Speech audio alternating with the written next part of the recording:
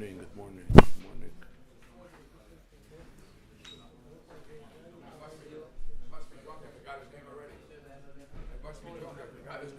Nuchem free, Rabbi Nuchem free.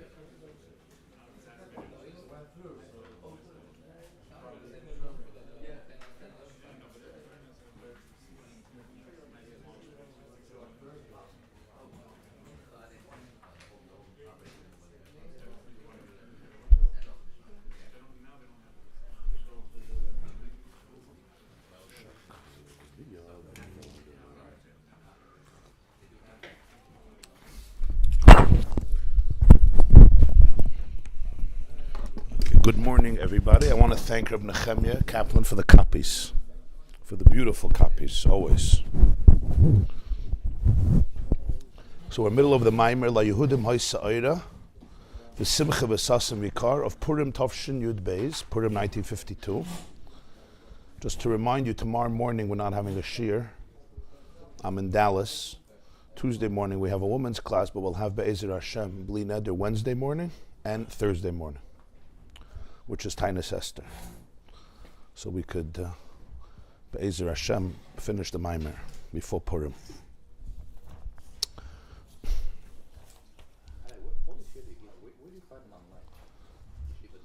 Yeah, theyeshiva.net. Yeah. You put in THEYESHIVA.net. Okay, Put in the. And what's it under? The tiny shears? It's right in the front, or you go to recent classes and then you see all the recent ones. Okay. Yeah.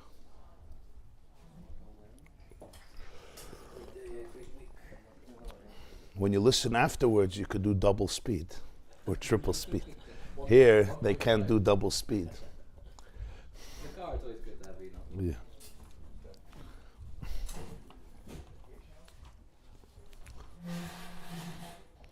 So we're up to Sif Hay.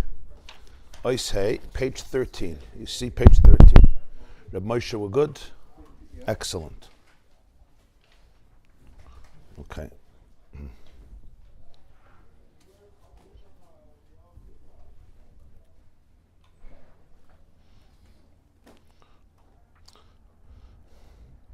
Okay, today's class is dedicated by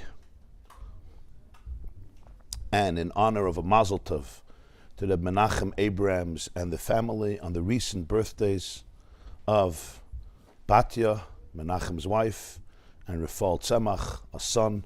Mazel Tov to Batya Abrams and Rafal Tzemach Abrams. Happy birthdays to both of you. La'arichis Yomim v'shanim tovos, and a very successful year. Mitoich harchava begeshem u'beruach, and thank you for your partnership. It's also dedicated for Refuah Shlema, complete and speedy recovery for Yehudis Etel Bas Chana for her recent surgery. May you have a complete and speedy recovery and many long, happy, healthy, and prosperous years. Thank you. Amen. The class is also dedicated in honor of the recent bar mitzvahs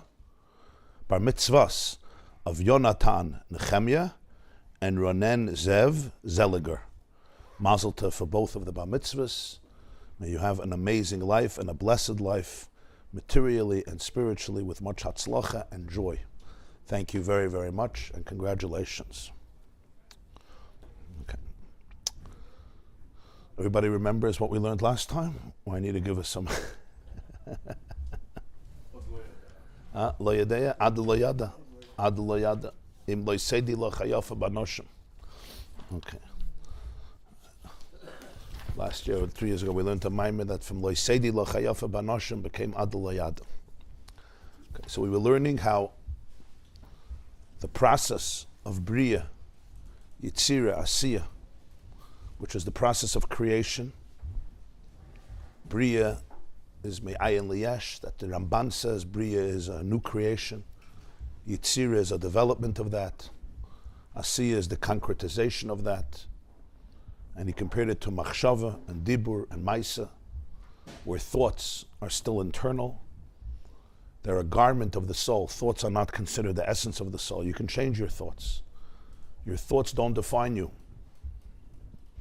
It's like clothes. You put on a garment, you take off a garment. It's true. Thoughts are a much more intimate garment It's like a difference between the undershirt and the shirt. The undershirt nobody sees, or at least they're not supposed to see, or at least part of it they don't see. Or other, undergarments, they're more intimate. And in this sense, machshava is called levush hamiyuchad. It's completely internal. The oisius there are also not that tangible. They're much more subtle, they're much more abstract, they're much more nebulous, which means more heavenly, more spiritual.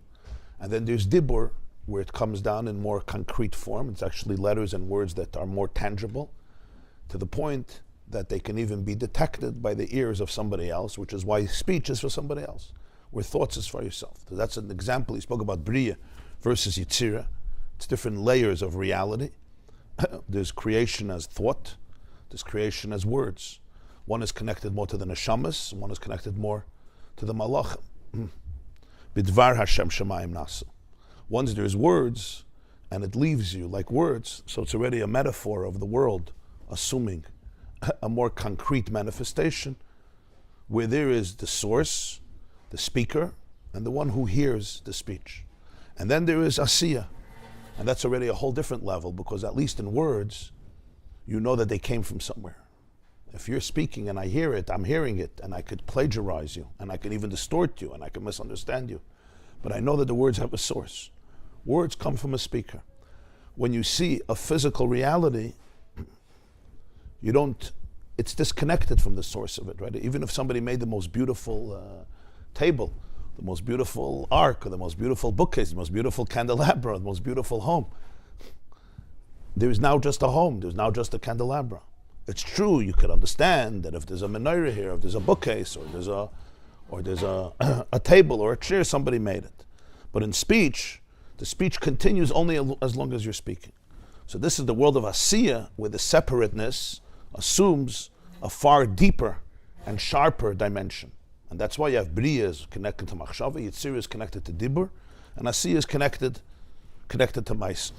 And he said that over by Asiya we say in Yeshaya Hanavi, Brasiv Yitzartiv, Af Asisiv, Af, because there's a leap, there's a quantum leap, an infinite leap between the spiritual energy and the physical reality, Asiya, which actually is rooted, as we explained, in the Ein Sof itself, which can create a physical reality that feels that it has no antecedent, that it has no source. Yeah. And this was a long explanation about why it's called Yesh Me'ayin, why it's called Ayin, Ayin because of the source, and Ayin because of the perspective of the creation. And Bria is called Yesh, but Asiya needs its own Yesh. These were some of the discussions that we had in the last two classes. In Siv Dalet, he went to explain Kol Hanikra B'Shmi V'Lichvaydi. The pasuk in Yeshaya says Kol Hanikra B'Shmi V'Lichvaydi Brasiv Yitzartiv Af Asisiv, as discussed in the previous class. Kol Hanikra B'Shmi V'Lichvaydi. This in Kabbalah refers to Atzilus, and Atzilus is called the intermediary, the bridge, the memutza, the interface between the Ein Sof and all of the other worlds that follow it, which is the world of Bria, the world of Yitzira, and all the way to the world of Asiya, which is the world that we inhabit, meaning the world that we pick up, the world that we live in intuitively. Even though Bria is here, Yitzira is here, Atzilus is here, but intuitively that's not the world we live in. It takes a lot of work and internal development and internal growth in order to be able to pick up the world of Yitzira and Bria, meaning to be able to live in a reality and see the higher dimensions of that reality. The natural world we live in, we intuitively live in, is the world of Asiya. And Asiya itself, of course, there's myriads of levels. You can't compare the consciousness of an ant to the consciousness of a deer. You can't compare the consciousness of a deer to the consciousness of a chimp, the consciousness of a chimpanzee to the consciousness of a human being. So in Asiya itself, of course, what world are you living in? And each person's mind and brain and heart depends where it is in life and how much work it does. In Asiya itself, there's myriads of levels, but the common denominator of living in the world of Asiya is that the world that we naturally inhabit is the world that we see with our eyes and we pick up with our five senses, and that's the definition of reality. And everything else, you could prove, you can discuss, you can analyze, you can dissect, but intuitively it's the Yesh Hagashmi, it's the physical Yesh that we all relate to. And that needs an Afasisiv. It all begins, he says, with Atzilus. And he explained, how do you have from one truth, Echad HaEmes, that Hu Levadi Hu Ve'en Zulasa, he alone is one and there's nothing else. And from there you come to an entire world which is full of diversity and identity, as he calls it, Ribui Pratim of Seder Ishtalshalos. All of the nuance, details, and diversity of the entire cosmic order Bria, Yitzira, Asiyah, and it's all from Echad HaEmes, Shu Levadu Hu Ve'en Zolasa. So as I explained, you could say there's just an infinite gap, and God does what He wants. But there's no relationship. If there is a relationship, and ultimately it's all about oneness, how does this happen, and what do you do with all of the details of Ishtalshlus L'chayra? It's a complete separateness, complete separation. On this, Pnimiyus HaTorah, Teres HaKabbalah introduced the reality of Olam HaAtzilus. Olam HaAtzilus, the world of Atzilus, is like the interface, because on one hand it's a world, we call it a world of Atzilus. It's post-Tzimtzum. We speak about Sefiros, meaning we speak about characteristics. We speak about Chochmah of Atzilus and Bina of Atzilus and Chesed and Gvura, Tiferes, Netzach, Chayd, Yesod, all the way to Malchus of Atzilus. In that sense, it shares the properties of the world of Bria, the world of Yitzir, the world of Asiyah. They're all made up of building blocks, and the building blocks is just like matter has building blocks, which are called atoms. All of matter has building blocks, and it's really atoms, and the atoms form into molecules, and those are the building blocks of matter. Spiritually, the building blocks of reality are known as the Sefiros, the 10 lights. Those are the building blocks. In fact, all of the atoms, the physical atoms, they're not as physical as other things, but relative to the Sefiros, they're physical, are a result or a manifestation of the spiritual energy of the Sefiros. Just like everything in matter, it's the formation of the atoms that creates the molecules, that creates this particular type of matter. You can't compare the matter of the grain of sand to the flake of snow, the drop of water to the mountain, right? The tree, the shrub, the fish, or the bird, every single physical thing. The common denominator is that the building blocks are atoms. They are the building blocks of matter. But the formation of these atoms, this creates endless diversity. And that's the idea, that the building blocks of all matter are the 10 Sefiros, or in the motion of the Mishnah, Basara Maamaris Nivra Olam, the 10 utterances which correspond to the 10 Sefiros. They are the building blocks of all spiritual matter and also physical matter, meaning Bria, Yitzira, and Asiyah. In that sense, Atzilus shares these properties with them. It has 10 Sefiros. On the other hand, in Kabbalah it says about Atzilus, it's quoted in Zohar, and he brings it here from the Zohar, Iyu v'chayoy echad, Iyu v'garmay echad. That in Atzilus, He, Hashem, the Ein Sof, the infinite one, is one with His lights, and He's one with His vessels. What does it mean He's one with it? He's one with it is that in the Sefiros of Atzilus, they're not considered a Bria, a creation, like you call Bria, Yitzira, Asiyah, which is a creation. Even thought, words, or action, but it's rather completely one with Him. Completely one with Him means that it's indistinguishable, and therefore undefinable as well. And yet you call them Sefiros. You call it a world of Atzilus. Huh? Yeah. So that's why we say Ihu v'chayoy echad, Ihu v'garmay echad. The Sefiros are one that is completely one with them. In other words, that in the Chochmah of Atzilus, Chesed of Atzilus, the Bina of Atzilus, Das, all the characteristics of Atzilus, what's felt over there is not something that's outside of Echad HaEmes. It's not an identity outside. It's the way infinity is channeled or filtered, channeled through these characteristics. Not any form of separateness.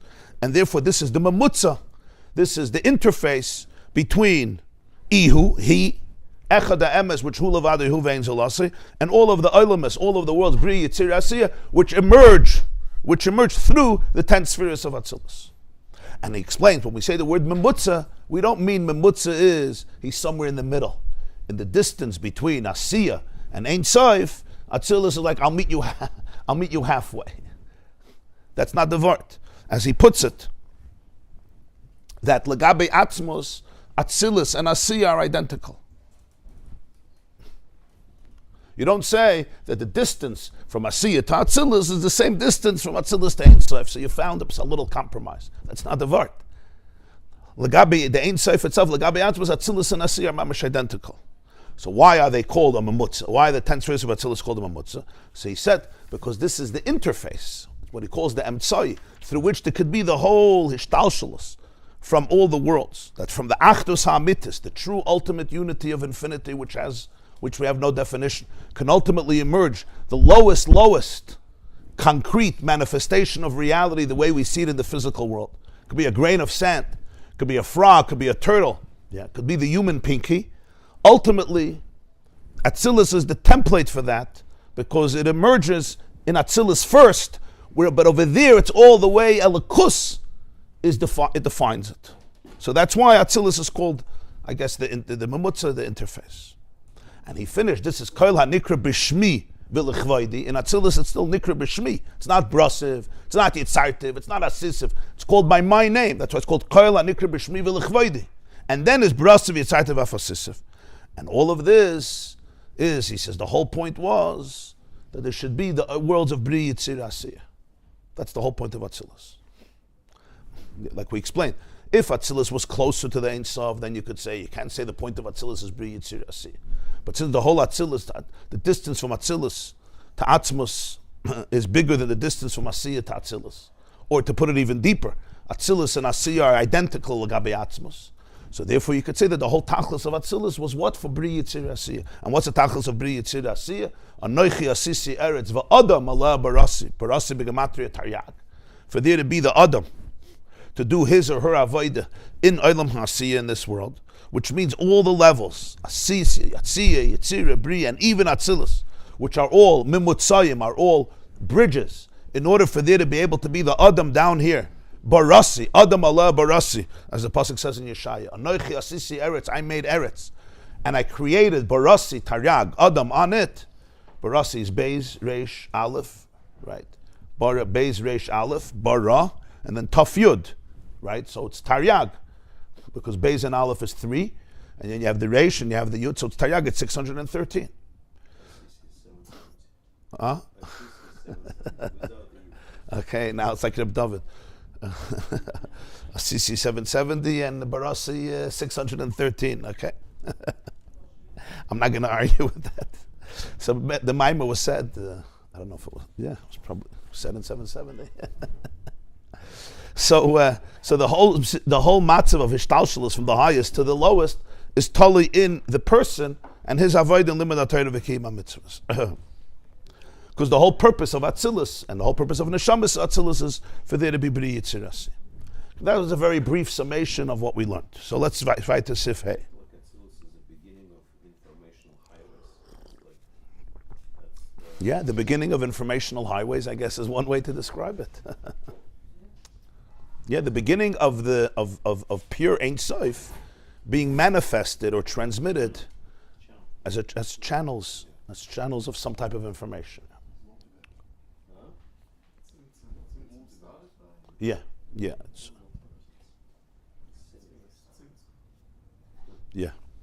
Atzilus is post-Tzimtzum, yeah. V'hinei ba'es sfiris gufa sifhei. And the 10 sfiris themselves, shema mutzayim sheyuchali yasin the barasi v'tzaytev afasisiv, which, as we said, are all memutzayim. They're all the bridge, the interface, for there to be Bria, Yitzir, and Asiyah. Hinei reishisam is sfiris ha-Chochmah. The beginning of all the sfiris begins with Chochmah. The first one is called Chochmah, or the way the pasuk puts it in Tehillim, Reish is Chochmah. The pasuk over there says Reish is Chochmah Yiras Hashem. The beginning of wisdom is the fear of God. When there's no fear of God, there's no wisdom, there's stupidity. But in Kabbalah, the pasuk is used, Reish is Chochmah, to say Chochmah is also the beginning. In other words, the Reish of everything, the Reish of all the spheres is Chochmah. And we see this in a person. Chochmah in a person also. Everything in a person is in the image of the spheres, because the 10 faculties of the soul are a mirror of the 10 spheres. Just like the building blocks of all the worlds are the 10 spheres, and the building blocks of all matter, spiritual and physical, are the 10 spheres. The building blocks of the human soul are also the 10 spheres, the animal soul and the divine soul. So by a person also, the reishis of the spheres, the reishis of the kochos is called Chochmah. That's what you would call the first glimmers of consciousness. You have what's beyond consciousness, what you would call the subconscious or the superconscious. Yeah, that's called Keser, the crown. It's on top of the head. A crown you put on top of the head, representing that it's above what you're experiencing in your head. But the beginning of reishis, of what's revealed in a way that we call conscious, is Chochmah. Yeah. What's Chochmah? Chochmah is the first of the Sefiros. He says, so the whole Atzilus that we're talking about, which is a bridge for Bri, Yitzir, Asiyah, how does it begin? It begins with Chochmah. She'inyanahu bittul. The inyan of Chochmah, the theme of Chochmah is bittul, surrender. That is what Chochmah is. All the other spheres are also bittul, but they have an identity. Bina means to understand. Chesed is love. Gvura is boundaries. Tiferes is empathy. Netzach is victory. Hoid is gratitude, humility. Yesod is connectivity. Malchus is confidence, royalty. So every healthy sphera, if it's healthy, meaning if it's part of the healthy, I mean if it's part of the connectivity to the source, there's going to be bittul. But the inyan of Chochmah is bittul. That is what Chochmah is. The words Chochmah are koyach, like it says in Zohar and it's brought in Tanya. Chochmah koyach ma. What's ma? Ma is what? What does what mean? Nothing. What? It has the ability to say what? Yeah, exactly. It's open. It's open. That's what koyach. What you would call in practical English, the ultimate curiosity. Not fixed in any particular model. Not fixed in any particular box. Chochmah is the ability to literally, the koyach, to say ma. When Moshe Rabbeinu wanted to describe himself, him and Aaron in Parshas B'Shalach, he says, V'nachnu ma kisalinu alav. Kisalinu aleinu. What are we? What do you think we are that you're fighting us? You think we're a bunch of control freaks who want your money and want power here? But you don't understand us. V'nachnu ma. Moshe Rabbeinu says it twice. In other words, ma is not just what are we, like we're nothing. It's the definition of Chochmah. The definition of Chochmah is the openness to truth, to infinity. That's why he says Chochmah in Yanahu Bittul. In a person also. Chochmah is called the epiphany. It's like when you have an epiphany and something new shines into your head. Bina is already after you take that idea and you concretize it. You develop it. Right? In Kabbalah, Chochmah is compared to the seed of the father, of the male, and Bina to the womb of the mother who takes the seed and already brings it together with the egg and turns it into a zygote and into an embryo and into a fetus. And only then can it develop into a full child. But it begins with that seed that shoots out. It's called like Barak HaMavrik. The Rebbe calls it like a lightning. A lightning moment. It shoots out, when it's pitch dark and there's a lightning and there's like a moment of light, but it disappears. After a moment, it disappears. But that moment, there's such a clarity when it's lightning, because it's so much, it's such electrical power. That's Chochmah. And then afterwards is the development of Chochmah into Bina, and then there's Das, there's Chesed, Gvura, Tiferes. So the inyan of Chochmah is bittul. In a person also. What allows a person to have an epiphany, to have a new idea? If I'm stuck in my old paradigms, I'm never going to experience Chochmah. Chochmah is always the ability to be curious, to stay in a place of wonder, of marvel, of what? Yeah. That it allows for an opening to a new reality, to a new paradigm. It always requires a certain bittul. That's why Chochmah is a very, very blessed state. Because Chochmah means, Chochmah is the beginning of all growth, because it's the beginning of new things. Because what does Chochmah say? Chochmah says, I don't know. I don't know. Chacham mahu oimer.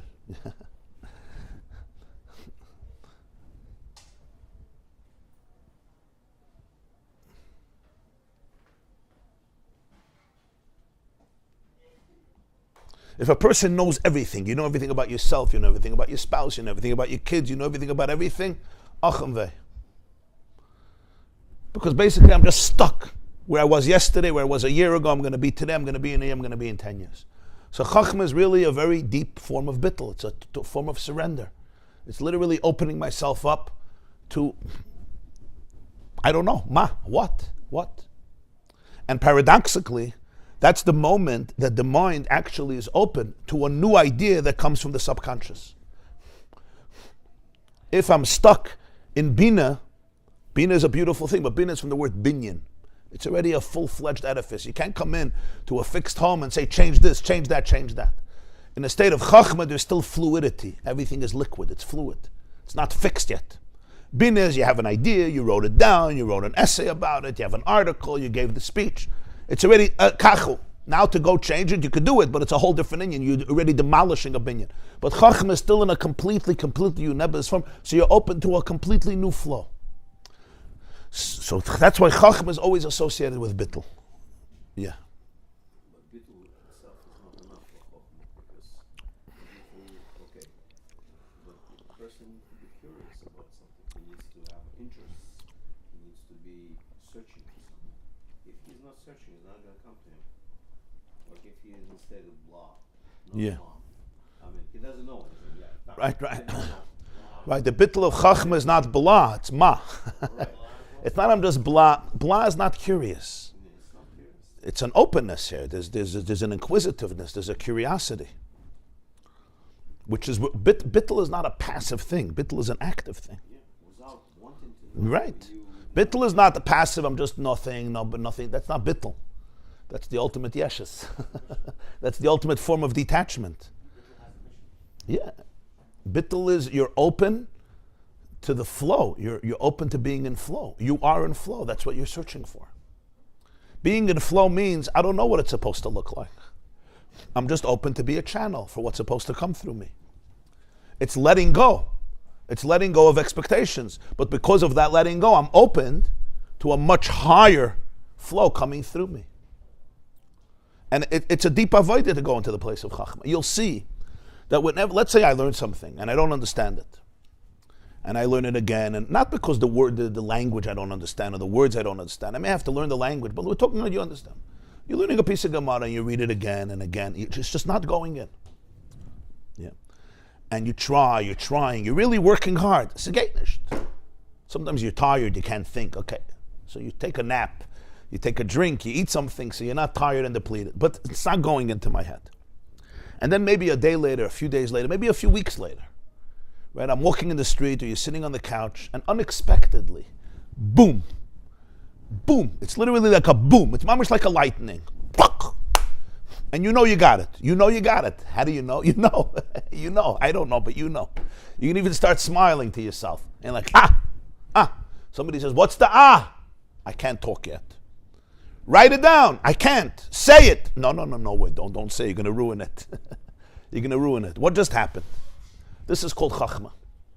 What really happened was your frustration with your intellectual ego, because you saw that you did not get it again and again and again, caused you to surrender. And maybe you weren't even realizing you were walking in the street, but you were really thinking about that. You were tuning in. There was a deep, deep curiosity, not just from an objective place, but a deep commitment and dedication to something higher than you. And in that moment, the walls of your brain, literally imagine you have a cup that's 8 ounces. It could only contain water of 8 ounces. Somebody wants to pour in a whole gallon, it's not going to fit in the cup. Now there's a cup and there's a cup. That's a good mashal, because there's cup and cup. So your cup could fit water of 8 ounces. There's certain ideas that fit into your head. But this is a new idea. It's a transcendent idea. It's a revolutionary idea. So how can the cup contain that type of water? There's only one answer. You got to break the walls. You got to break down the walls. You have to expand the cup. That's what bittul is. Bittul is not destroying the cup. Bittul is expanding your capacity, and then you could suddenly see a whole new perspective. Because the ego is not confining and obstructing the flow. It was only allowing for certain ideas to come through. And how true this is in life. Sometimes I could live my entire life with a certain cup, and I only allow ideas that fit into this model. Anybody can relate to this? And it's very subconscious. It's not like I'm saying, my cup is very small. But it is. And I live that and anything that challenges that brilliantly, I know how to neutralize. I call it apikoursis, I call it kfir, I call it stupidity, I fall asleep, I go to my phone. There's even things we know we may have heard it 5 years ago or 10 years ago, but we couldn't hear it. The cup's walls were too tough. The chaimas of Yerichai were very, very strong. And then years later, life has a way of opening people up if you're open to the messages. And then suddenly, that's what he said. Boom, it hits you. That's what he said. The Gemara says it takes 40 years for a teacher to understand the Rebbe. 40 years later, he gets it. The information was there. So Chochmah is that koyach ma. And that's why there was an epiphany there. Why was there an epiphany? Basically, the subconscious observed that the consciousness is ready for a new revelation from the koyach hamaskil, from Keser, from something higher. You're ready for it. Boom, he'll thunder it in. Now that's only a tiny percent of what's in the subconscious. Hopefully tomorrow you'll be ready for a little more. Hopefully the next day you'll be ready for a little more. That's the growth of life. But it's always curiosity. Chochmah is curious. It's curiosity about everything. You're being triggered, be curious. Yeah. The moment you know already, it's finished. You cut off your knowledge. The moment you think you know your spouse, you know your children, you know yourself, you know God, you know life, you just cut yourself off. You put it into a box and that's it. What can be a worse thing than dealing? What can be a worse thing than when you're dealing with infinity to put it in a box and cut off all lines of communication? What can be something? And what is the definition of a person outside of infinity? Adam al elyon. So to do that to an Adam, including yourself, right? What a pity.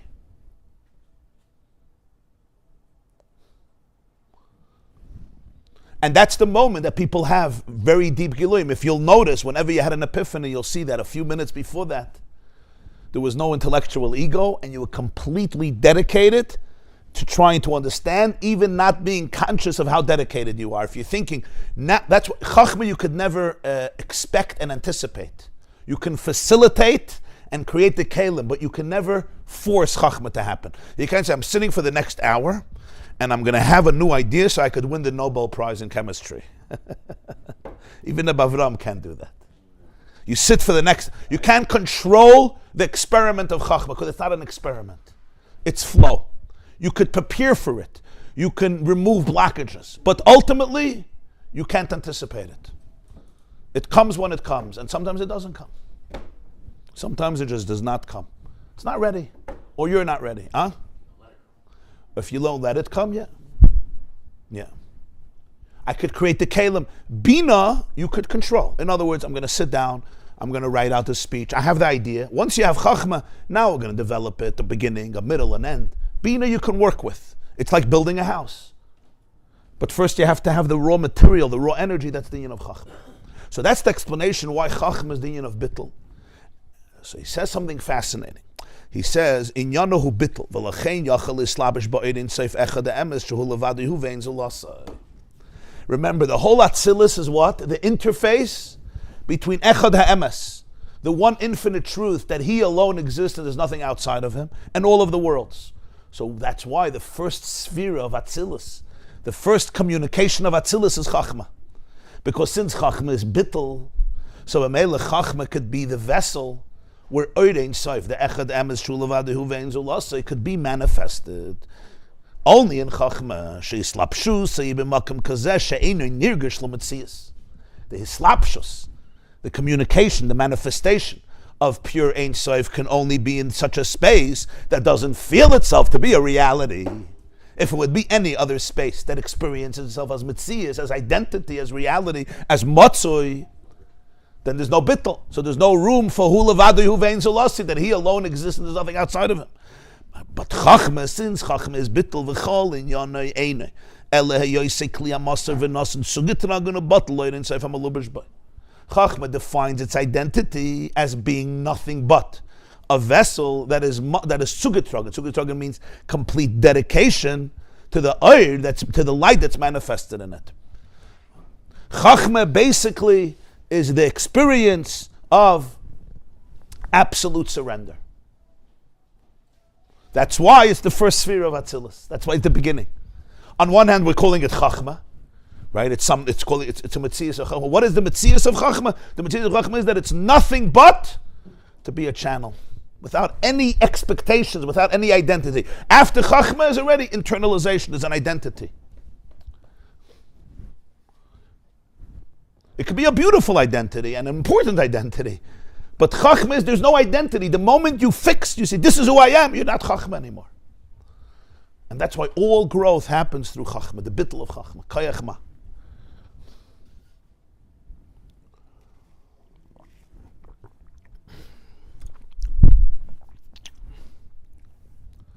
That's its entire Metzias is. Kol Inyana is that it's a kli for the Eirin Seif HaMalubish. No. And therefore it's such a powerful space. It's an extremely powerful space. Because in this space, Breaks the whole succession. yeah, you're open. You're really, really open. When I'm in survival mode, when I'm just trying to cope, when I'm stressed out, when I'm overwhelmed, Chochmah doesn't even exist. It's like, there's no trust, there's no faith, there's no vulnerability. You got to be crazy to surrender. There's a tiger in the room, your muscles tighten up, your prefrontal cortex goes offline, your amygdala comes up, you're pure survival, and you just do whatever you need to survive. This ability to be able to be open, there's a lot of trust there, tremendous amount of trust. It's a very vulnerable experience because he says there's no metzias. Like, I don't have, what are you? I don't know, I don't have to define it. I'm just a keli for the Ein Sof.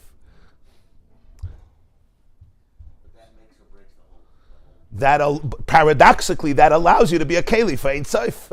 Infinity can flow through you because you're not controlling the experiment. You're not controlling the situation. So one second, why is it called Chochmah? Just say it's Ein Sof. It's not Ein Sof. It's the way Metzias becomes a keli for Ein Sof. That's why it's the first Sefira. If it would just be Ein Sof, it's not Atzilus. It's Iyu v'Chayoy. It's the way Metzias, a reality, an identity, becomes a keli for that which is beyond Metzias. Because the Metzias of Chochmah is, I don't have to have a Metzias. I'm fine. I let go. Letting go. Just let go. Now we think letting go, are you crazy? Why should I let go? You're going to stab me. You're right. Sometimes you shouldn't let go. Sometimes you shouldn't let go.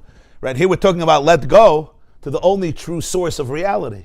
Then letting go is a very, very good thing. In fact, it's the only way that a person can experience true bliss. It's extremely liberating. But it's an avodah. Because Chochmah says, Chochmah, I don't have a name. I don't have to have a name. I'm fine.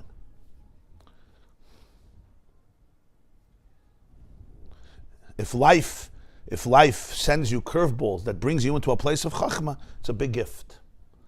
In other words, people whose lives are controlled experiments could remain trapped their whole life.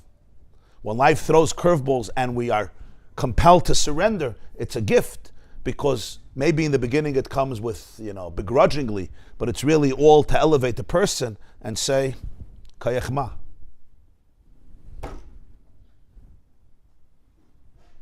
Just tell me what. Yeah. Boom, you just had a Chochmah, you just had an epiphany. So it looks like there is a steer in our quest for self-knowing, because everyone wants to know himself, right? Self-knowing, right? That's the whole philosophical quest of knowing yourself. Self-knowing, right? So maybe he's touching on something that I never thought about, but because of you, I just started to think about it. Maybe self-unknowing is much better. Of course, infinitely better. Self-knowing is a contradiction by definition. That's why I said. Of course. So we all looking for self-knowledge. I want to know myself. As long as I continue to know myself, I know nothing about myself. All I know is about the self that I could keep small and safe and in control. Huh? No, but you know who you are. But you know who you are. Self-awareness is from the point of view you're that aware you of know. what the blood Yeah. You know who you are as infinity that by definition you don't know. Yeah. So you Yeah. by definition self-unknown. As long as myself is stuck in the knowledge of self, it's a very, very tiny glimmer of who I am. It's almost like, Self-unknowing Yeah. is much higher. Self-unknowing is much better than self-knowing. Self-awareness is a very important thing, because self-awareness means awareness of all the things that are blocking Chochmah. And you need that awareness in order to be able to have Chochmah. Because if I'm not aware of all the things blocking Chochmah, then I'm also not aware of what it means to let go of them and go into a place of Chochmah. So that's where self-awareness is very, very important. And you could see there's often a lot of resistance to Chochmah, because Chochmah is bittul. And whenever there's bittul, there's resistance. Yeah, whenever there's pressure, it's very hard to be in a place of Chochmah. Because Chochmah by definition is a place of surrender. And how could you surrender if there's no trust? And it's a very, very deep place. This is not about words. It's an energetic experience of internal letting go without any control, including not saying, now I'm letting go. Look, I'm letting go. look at me. I really let go. Like we tell it, I let go. So it's not about words, like chasing your own tail. I'm letting go and I'm letting go. It's even letting go the fact that you let go. As I told somebody, you have to surrender, the experience of surrender. Like surrender that too. And that's hard, because the ego wants to hijack somewhere. So now I'll hijack the fact, I'm bottle. Oh, that's nice. You're so good. Look at your bittel. I'll hijack that too. And it's very sophisticated. It's very subtle. I can't even say how deep it is, because it's deeper than words. Huh? A person wants to feel good, but that's the only way of feeling good. All other forms of feeling good, besides bittul, are fake news. It's like knowing the news from the New York Times. You ever tried to know the news from the New York Times, especially about Israel? Every headline is exact opposite. I saw a headline the other day over there. What did it say?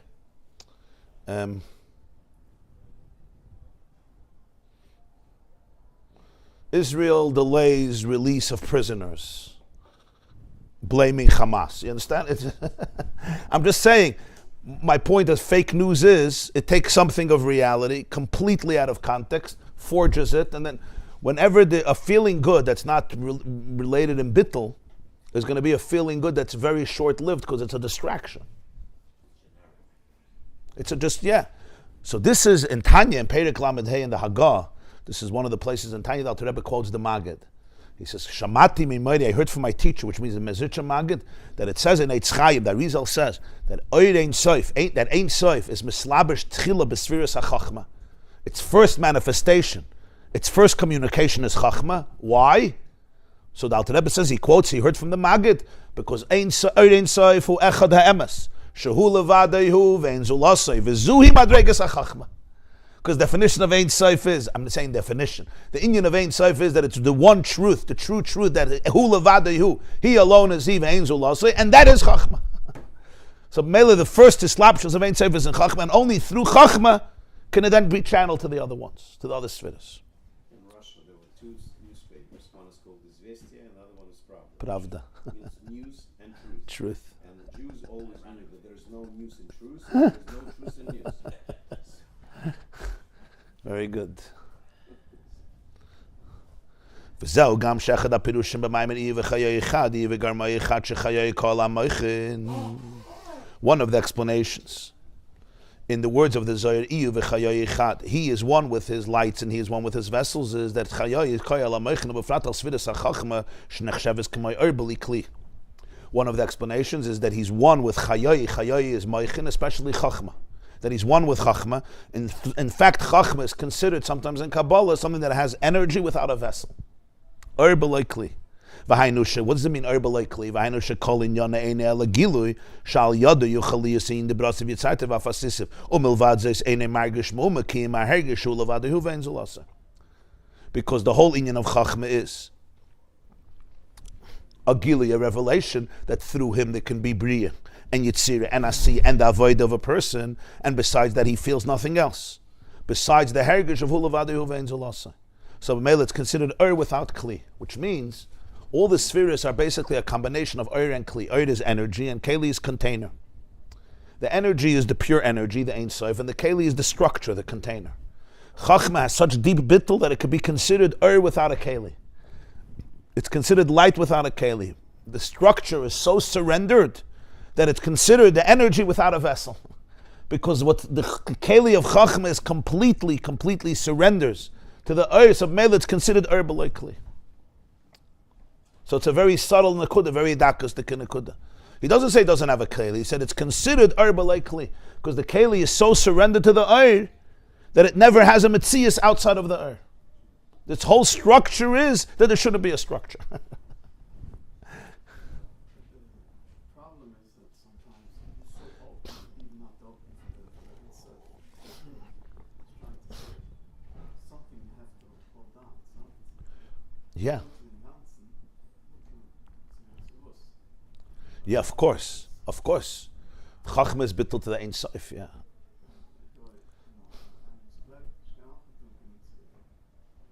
Right. It's the openness to infinity, not to ego. Not to ego. Yeah, you see, when people say they don't believe in God, there's no such a thing. Either they believe in the real God, or they believe in themselves as God, or in somebody else as God. Everybody believes in God. The question is, who's God? Either I'm God, my ego is God, my stupidity is God, my intellect is God, or I make some other God. But everybody has a God. God is, what is the absolute authority that ultimately gets you moving? And that how you define, everybody has to make serious decisions in life. Who's making these decisions for you? When people say, I don't believe in God, it's a mistake. They turn themselves into a God. Right? Some scientists, their seichel, and the way they look at things, that's God. You don't question that. If you question that, will kill you. You see in American politics today, at least till a few weeks ago, right? Certain politicians or essayists or professors, this is how you look at reality. And the moment you challenge that, you're woke, you're done, you're finished. Skillus, reifa, herek, chenek. Right? The musig of an atheist, everyone has a God. The question is what their God is, what they worship. And if you don't have a real God, then it becomes dangerous, because these gods are all distorted gods. It's called avodas halilim. So that's so important, very important to understand. Now people can call God also a real God, and it's a fake God, right? That's why you always have to ask, what your God is. What is this God? And that's where Chochmah comes in. Because Chochmah, the first thing it doesn't do is doesn't fit God into any model. Doesn't have him fixed into any experience. And that's the prerequisite for any real flow of Echad Emes Shul Levadehu Vein Zulasa. Yeah. You recognize the frequency that once you experience Yeah. you know that you are in the right channel. You can recognize the frequency, especially with inner work and removal of blockages. You know that this is a channel where you're touching something real. You say, can a person be subjective and distorted? Yeah, of course it could be subjective and distorted. But once you touch that, you're not going to replace this for anything else. You hit the spot, as they say. You're not going to replace it. So you'll say somebody brainwashed you. Yeah, it could be somebody brainwashed me. Could be somebody brainwashed me. But ultimately, if a person is challenging themselves and they're curious, they're working on themselves, they're going to touch the brainwashing. If it's a person that's brainwashed in everything and is just telling me, fine. But when you're on that search, you're on that quest, you have that openness, you have that curiosity. Somebody once asked me in shul after a speech, how do I know that I'm not in a cult? The person asked me. I said, first of all, it's a good question. Maybe you are. I don't know how you know. But I said, but the first step to knowing if you're in a cult is asking this question. Asking this question is already a good step. It's a good step. What's the basis of my belief system? What's the basis of my value system? Where did I get it? Why am I doing it? I'm not telling you you're not, but it's a good step, because if you're in a real cult, usually they don't like these questions. I once dealt with somebody in a cult, and at some point he told me that the head of the cult told him he's not allowed to talk to me anymore. I said, why? He said, because I'm too filthy and corrupt, and I'm going to just corrupt him. I said, maybe he's scared that I'm going to ask a good question. He said, no. He said, I said, you see, you're not allowed to talk to me. Maybe that's the reason you're not allowed to talk to me. But he couldn't accept it anymore. The moment you can't accept that anymore, there's nobody to talk to. Then you understand? That's a different Indian. That's not bittul. That's the worst arrogance. Because it's cutting in the name of innocence, like this Lev Torah cult and other cults. In the name of innocence, what happens is you cut yourself off from all curiosity. You're not allowed to ask questions anymore. There's no Chochmah anymore. Fakert, it's complete blind surrender, which depletes everybody's energy. Chochmah is alive. It's in flow. Yeah. In science also, you see, the moment scientists become fixed on their notion of how the world exists, there's such a deadness in the science. You could feel there's a deadness in the science. It's like whenever science is removed from magic, it's not science anymore, it's dead. It's dead energy. It's flat. The earth is flat. And the earth is not supposed to be flat, it's supposed to be round. It's round. It's igulim, not yosha. Because what happens? Because without the openness to faith, you dull your curiosity. It's very interesting. You dull your curiosity. It looks like they hate the word faith because faith is like, oh my God, But the truth is, the moment you like cut yourself off from the marvel of existence, call it faith, call it whatever you want, you're dulling your curiosity. You have to dull your curiosity. There's going to be places you're not going to look at. Subconsciously, you know that if you go to those places, you're going to see God. You're going to see Ein Sof. I don't want to see that. So it's very interesting. Real science, if you divorce science from Ein Sof, you're not even getting real science because subconsciously, their brains are guided not to look in certain directions, or at least not to overemphasize certain things. That's why there are a few scientists that were so tremendous, like Einstein. Yeah. Always in a state of wonder. Yeah. Einstein was in a state of wonder. Yeah. Einstein was in a state of wonder. Niels Bohr also. Niels Bohr was in a state of wonder. What's a state of wonder is a certain bittul. Even if the person doesn't come to all the conclusions. But it's the state of bittul. It's a state of wonder. He knows that he doesn't know everything. Yeah. If I have a fixed way of how it has to be, of course my brain won't go with certain things. I'll emphasize this, I won't emphasize this. I was reading an article, so a Jewish, real atheist. A real atheist, but he's not just an atheist, he's a Jewish atheist. A Jewish atheist is someone whose atheism comes with religious fervor and commitment. So that's why it's l'mayla mehagbala. You can't mispronounce. It's a haisa chassid of atheism, yeah. It's a Jewish form of atheism, which is all emunah, by the way. You could see it. The stubbornness to be an atheist is a form of emunah. What was stubborn? If you're an atheist, relax. Just chill out, relax. Yeah. They're very preoccupied. They're very, very obsessive. And the moment you challenge it, you see it's like you're triggering their soul. And we're not going to go there. That's why in Israel, the Jewish Israelis that they're dedicated to fight religion and atheism. It's a unique toxicity there, because it's from their Jewishness, it's from their kedusha. So this person was writing. So they're writing about how everything developed. So they're trying to struck. One of the biggest questions in atheism is how consciousness developed.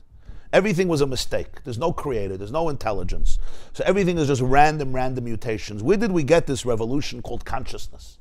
And also, how did you get from a chimp brain to a human brain? Right? Over 70,000 years, a million years, 5 million years. So he does it in one line. He says, somehow, over 70,000 years, we don't know yet, but the human brain developed. Boom! Maybe stop here and say, wait, this is like really, really crazy stuff. Your brain doesn't go where it doesn't want to go.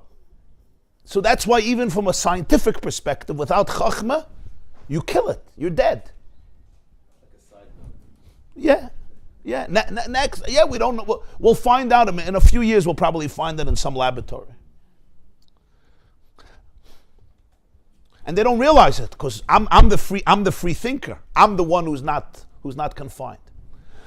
I'll cope on him. So this is the nekuda of Chochmah. So a Melech Chochmah is called B'loi Kli. Why is it called B'loi Kli? Because the Keli is so about surrender that it doesn't have a Metzias anymore. So it's like there's no Keli. That's the Reichkeit. That's the richness of Chochmah. There's no Keli anymore. What is the thing that has to come from with a previous thing that we knew already before, right? I didn't understand what? Even in Chochmah, we still need things before on what to think, no? Well, Chochmah doesn't begin with Chochmah. Chochmah begins with what's called, in Chassidus it's called Koyach HaMaskel, which is the subconscious awareness that precedes Chochmah, but we have no access to it in our consciousness, and Chochmah draws from it. The Koyach HaMaskel sends down a trickle of awareness. On a deeper level, the soul knows already. In a subconscious place, Keser. But Chochmah means I have access to it in my conscious self. Right. So B'meila, it's called B'loi Kli. Agav, I once told you there's a very interesting example of this in Halacha. Every idea that you have in Kabbalah and Chassidus, you also have in Halacha, because it's ultimately one Torah. In Maseches Shabbos, there's a Halacha in I think it's Daf Tzadik Gimel or Tzadik Daled. The Mishnah says, "Hamoitzi oichlin pachas mikashir b'kli b'Shabbos pater afal akli mipnei shakli tfei leloi." It's a very interesting Halacha. On Shabbos, if you carry from a public domain to a private domain, or the opposite, you're only chayav if it's a certain shear. For example, if you take out food, if you take out a cholent bean, it's not considered significant enough to be chayav. It has to be kegregis. It has to be the size of a fig, something that it's eatable, edible. A person doesn't have a meal with one little half a cholent bean or a cholent bean. So if you take that out, it's called chatzisha. You're still not allowed to carry it on Shabbos, but there's no liability enough to bring a carbon chatas. Here's the question. What if the cholent bean is wet? And I don't like touching wet things. So I take the cholent bean, I put it into a pot. It's one cholent bean. I put it into a pot, and I bring the pot into Rishus HaRabim to bring it to your house. The keli is a big keli. So l'chayri, you should be chayev, right? Why did I take out the keli? Because I want to carry the cholent bean to your house. The cholent bean doesn't have a shear in Hilchas Shabbos. So the Mishnah says, and this is the halacha, moitzi oichlin, b'kli, pachas mekashir, potter afal akli, v'nei shakli tfeilolai. You're potter, you're not chayev anything. You brought out a big pot. If you would have brought out the pot without the cholent bean, just to bring a pot to your house, I would be chayev a carbon chatas, or chayev skilla. Because I put food into it, which is pachas mekashir, I'm potter on the kli too. Well, it doesn't make sense. So two people are carrying a big pot Shabbos. One guy is chayev, chatas. One guy is potter. Why? He had a cholent bean inside and he wanted to carry it over. He doesn't want to touch it, and he doesn't have a cholent bean. What's the havana? It seems like a very strange halacha. But the truth is, it's a very, very dakas the kavart. Yeah. Because the purpose of the kli was what? In order to transport the food.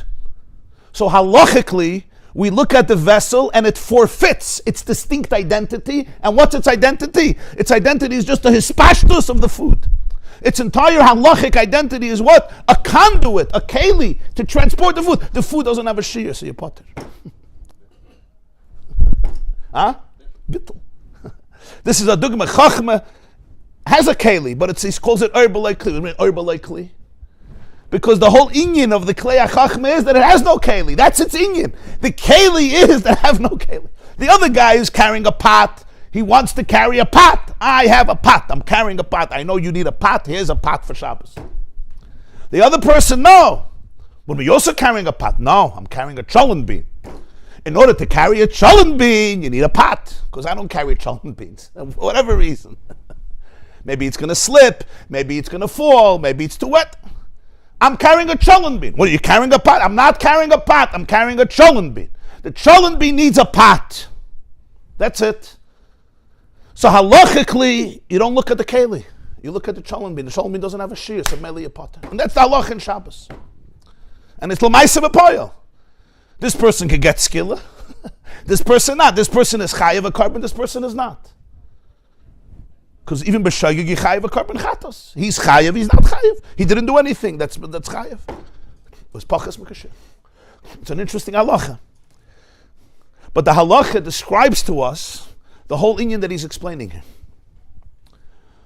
Hu levadei hu ve'ein zulasai. I know it's an interesting mashal. You're carrying a pot. I'm not carrying a pot. I'm carrying a cholent bean. The cholent bean needs a pot. So I'm carrying a pot. So what's the gedder of the pot? The extension of the cholent bean. Hu levadei hu ve'ein zulasai is the inyan of einaid mulvada.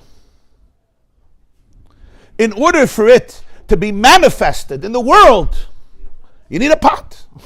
How's it going to be manifested in the world? If hu levadei hu ve'ein zulasai, it's not manifested. So mainly you need a pot. So you have a keli called Chochmah. But it's not a keli, it's not a pot. It's hu levadei hu ve'ein zulasai. That's what he says. His whole inyan is milvadza einay margish mu'umi. He said, filled garnished. He's not like, I'm a keli. Look, I'm a nice keli. No, look who designed me. I'm worth $10. That's not the vart. His whole inyan is to transport the oir. So mele the keli loses its identity and there's nothing but the oir. In order for there to be brasiv yitzaytev of asisiv, there should be the gili of einayd malvadi in the world. So you need Atzilus, and that's the inyan of Chochmah. Echad the emes shul levadei hu ve'ein zulasai. So it's called a keli without an oir. An oir without a keli. The keli is so bottled to the oir that it's not a keli. What do you mean it is a keli? It's called Chochmah. If it's not a keli, don't call it Chochmah. Call it Ein Sof. We're not calling it Ein Sof, we're calling it Chochmah. It's a real keli. It's like you have a pipe, and you have an extension to the pipe. You become an extension of a Kodesh Baruch Hu. Exactly. So it's not like you don't have a keli. You do, but that keli doesn't have a bottom. It doesn't have a bottom. So it flows through. Yeah. You just the flow. You flow through. Yeah. So Yeah. You have an halacha, another interesting halacha. Yeah. There's a halacha. It's a Rambam in Hilchas Kalim.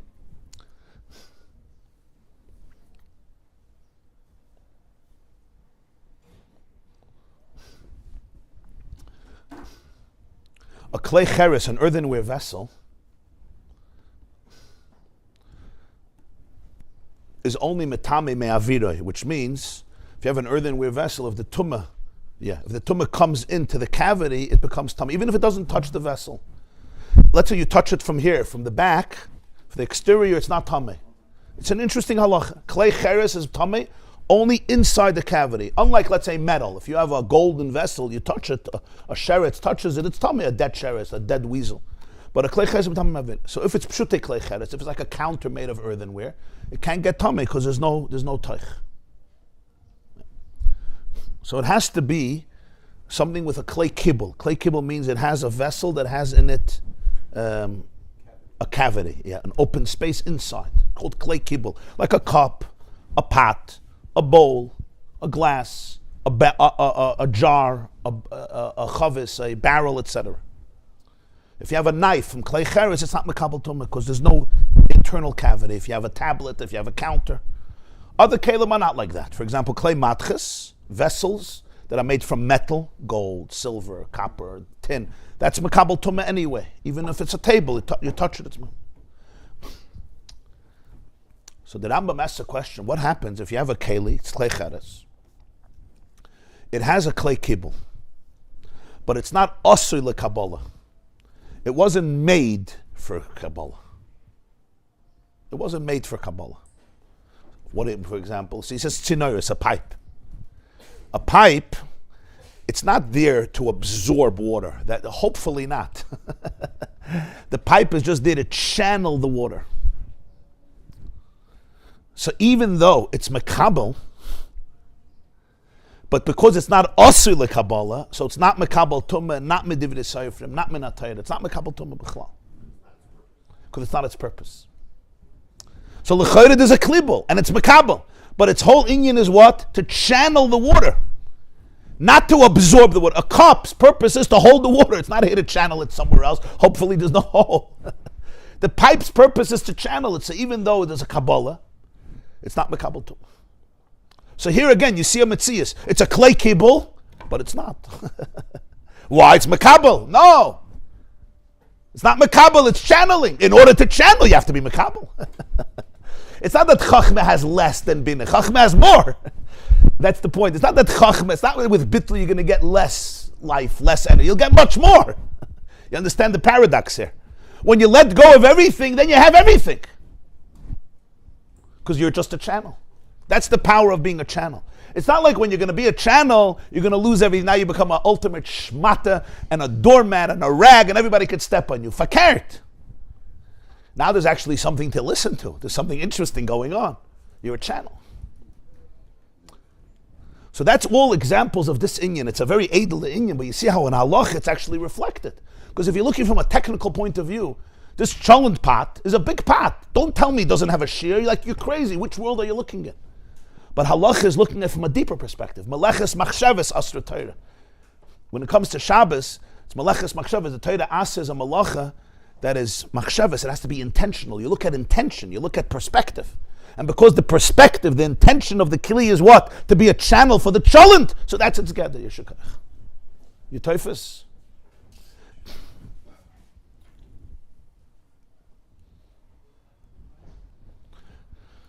And this is the whole yesod of Chassidus, of how you look at the world.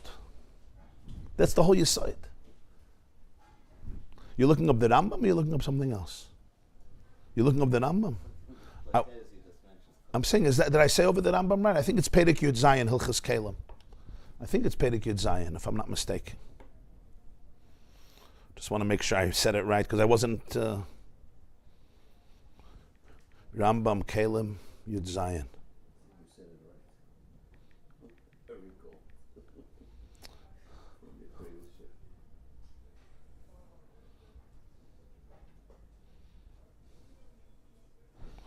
No, it's not Yud Zayin, it's another Perek.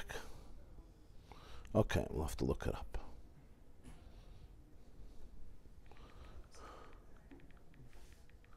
It's a gewaldig halach. These two halachas, I heard them both, by the way, from the Rebbe. When he was speaking about these inyanim, he gave these two examples, different occasions. The Rebbe was always makbid. He loved to show that every inyan in Chassidus is also a nigla. It's not stam abstract ideas in ruchnius.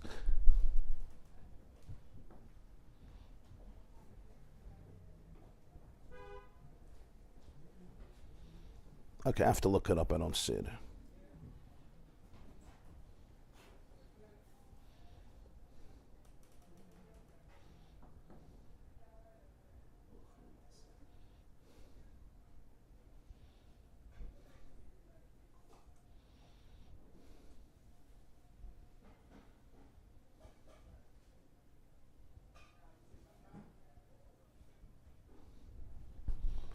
So your taifa is dinyan.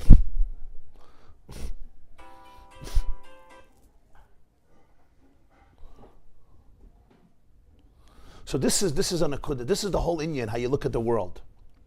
It's not pshat. How does Chochmah look at the world? It's not that Chochmah says there's no world. That's not the vart. Then you don't need Chochmah. The vart is Chochmah says that the whole inyan is nothing but a keli.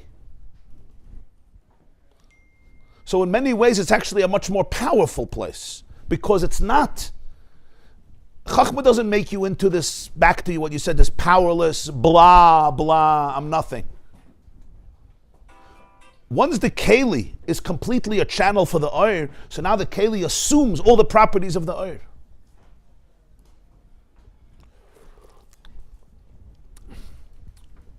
The Rebbe once explained this on Yutas Kislev Tovshin Chafei. So he said that, he said it says in Pirkei Rebbe Lezer, it says Vayizra Yitzchak Dagon, right? Yitzchak planted grain and he found Meir Sha'arim. So the Pirkei Rebbe Lezer says, V'chi Yitzchak Zara Dagon Chas V'Shalom. Did Yitzchak plant grain? No, it means Zara Tzedakah. He planted tzedakah. In other words, he wanted to give tzedakah from the grain. He says, what's the chas v'shalom where you're not allowed to plant grain? What says vasafta the ganach, you're not allowed to plant grain. It's a new isser. It's such a tough question. The Radal in Pirkei Rebbe Lezer, he takes out chas v'shalom. He said it's a mistake. The Radal, he was so perturbed, he took it out. He says it's a mistake. But in all the prints of Pirkei Rebbe Lezer and all the manuscripts we have, it says chas v'shalom. So he said agtaya devart. It says ha'avos heinei namerkava. It says that in Medrash that the avos were a complete channel, a complete chariot. What does it mean to be a complete chariot? That there's nothing outside of Ratzon Hashem. So the Pirkei Rebbe Lezer says v'chi Yitzchak zara dagan chas v'shalom. By him it's a chas v'shalom that he was just planting grain as grain. Now what it says? So he says zara tzedakah. What means zara tzedakah? He didn't plant grain. That's what the Medrash is saying. You're looking at Yitzchak, you're saying he's planting grain. What does it mean plant grain?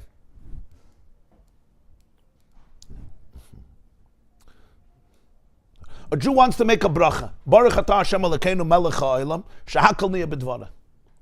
And it's the middle of the day. If he makes the bracha, it's a bracha levatala. But he wants to say Baruch atah Hashem Elokeinu melech ha'olam shehakol niyeh b'dvara. He wants to reveal godliness in the world. So he takes a cup of coffee or takes a cup of orange juice and drinks it and makes a bracha. Baruch. So what's the water? So the water is a keli, it's a channel. What's the dagan by Yitzchak? The whole dagan it was a keli for Gili Elikos. Of course he planted dagan, but it's not two separate things. The moment you realize that it's all a channel, so then it's the same inyan, it's not separate. So the same is true also in a person. The deepest space of the person, the first sphere in Atzilus is Chochmah. Because Chochmah is where the keli becomes the oir. What does it mean the keli becomes the oir? That's the koyach of bittul. As a separate thing. So the chas v'shalom is to think that the dagan is separate. You think it's just grain. Which in the consciousness of Yitzchak would be a compromise of his identity of a Merkava. So that's what he's saying. No, you're not understanding. The grain is grain. What is grain? Like we learned, it's the Dvar Hashem. It's not separate. It doesn't stop there, you're saying. Yeah. It's not just. It's not contained. That's Yitzchak was a farmer. He did do the grain. He did everything. On every single level. He did it very well. He was a good farmer. So what's the matter with it? Saying chas v'shalom on everything that they did. In other words, Chas v'shalom, he did chas v'shalom, he said on everything that they did. Right. I guess there he did it himself, not through his servants. Amnam. Lo al yedei Amnam. Kedei shemereishes hasfiris reishes chachma dainu b'chinas chachma ela. Yuchal liyas nimshach seder reish talshlus de brasi v'tzarte v'afasisiv. Showinyan oisis hamachshava v'eisis adiba v'kayach ha'maisa kanal arei zayidei slapshus etchila b'chinas hamidus. But in order to get from the place of chachma, which we call chachma ela, the higher chachma, and from there to have a whole order of ishtalshlus, of bria, yitzira, asiyah, the letters of thought, the letters of speech, and action, like we explained before, there's thought, there's words, and then there's action, bria, yitzira, asiyah. So this is chachma first, is manifested in midas. You don't go from chachma straight to olam habriya. From chachma, there's bina, and there's das, and there's chesed, gvura, tiferes, netzach, and then you come to olam habriya. Be'inyan midas. What's midas? Midas are what we call, like in a person, chachma is a moment of transcendence, it's bittul, it's complete curiosity, it's complete surrender. Midas is actually embodiment. What do we call midas? Midas is basically the body responding to awareness. That's what midas are. That's why midas are very much physical. What are emotions? Emotions is the body responding to a certain truth. The truth may be real, the truth may be distorted. My heart opens up, my heart expands, my heart becomes tight. In love, my heart opens. In the opposite of love, my heart becomes tight. Chesed, the heart opens. Gvura, the heart restricts. So midas is actually the midah. It's the way it becomes embodied in the physical experience of a person. That's what midas are. Moichin is still abstract. Moichin is an idea. There's chachma, there's bina, there's das, and then the midas is the way it's actually embodied. So he says, to get from chachma to bri yitzira asiyah, it first goes through midas. It's just like by a person, lahavdil, le'en ketz, basically, it's a lahavdil infinitely. You don't jump from chachma to maisa. It's not how it works. Chochmah is bittul, right away action. No, it's not going to work that way. There's going to be a desire that you're going to actually feel in your heart. From there there will come letters of thought where the person is actually going to contemplate, think, how to reach this goal that I want. Then you'll talk about it. You may talk about it, you may hire a team, you may ask a friend. You may ask somebody or tell somebody, can you please bring this to me? You know, it could be a small thing, it could be a huge thing. Or action. Either there'll be words, I'm going to ask somebody to do it, or hire somebody to do it, or actually get involved in things that will bring me to this goal that I really want because I have a feeling for it. So Chochmah is just an openness. But to get from Chochmah to Maisa, there's a process. It's called Ishtalshalos.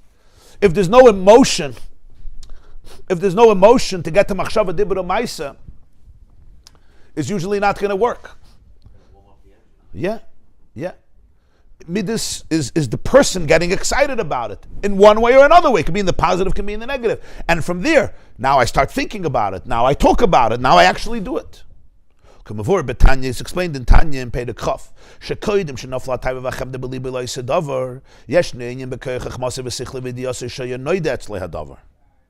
V'acher kach mesereres hamshacha b'leiv loi sedavar. V'acher kach ezeres v'elam ha'lev l'meich lachshav l'hareba. V'oznel deb'chinas oisis b'meich edayni oisis hamachshava. V'acher oisis hadiba. V'achinim shech binyanim shel poyel.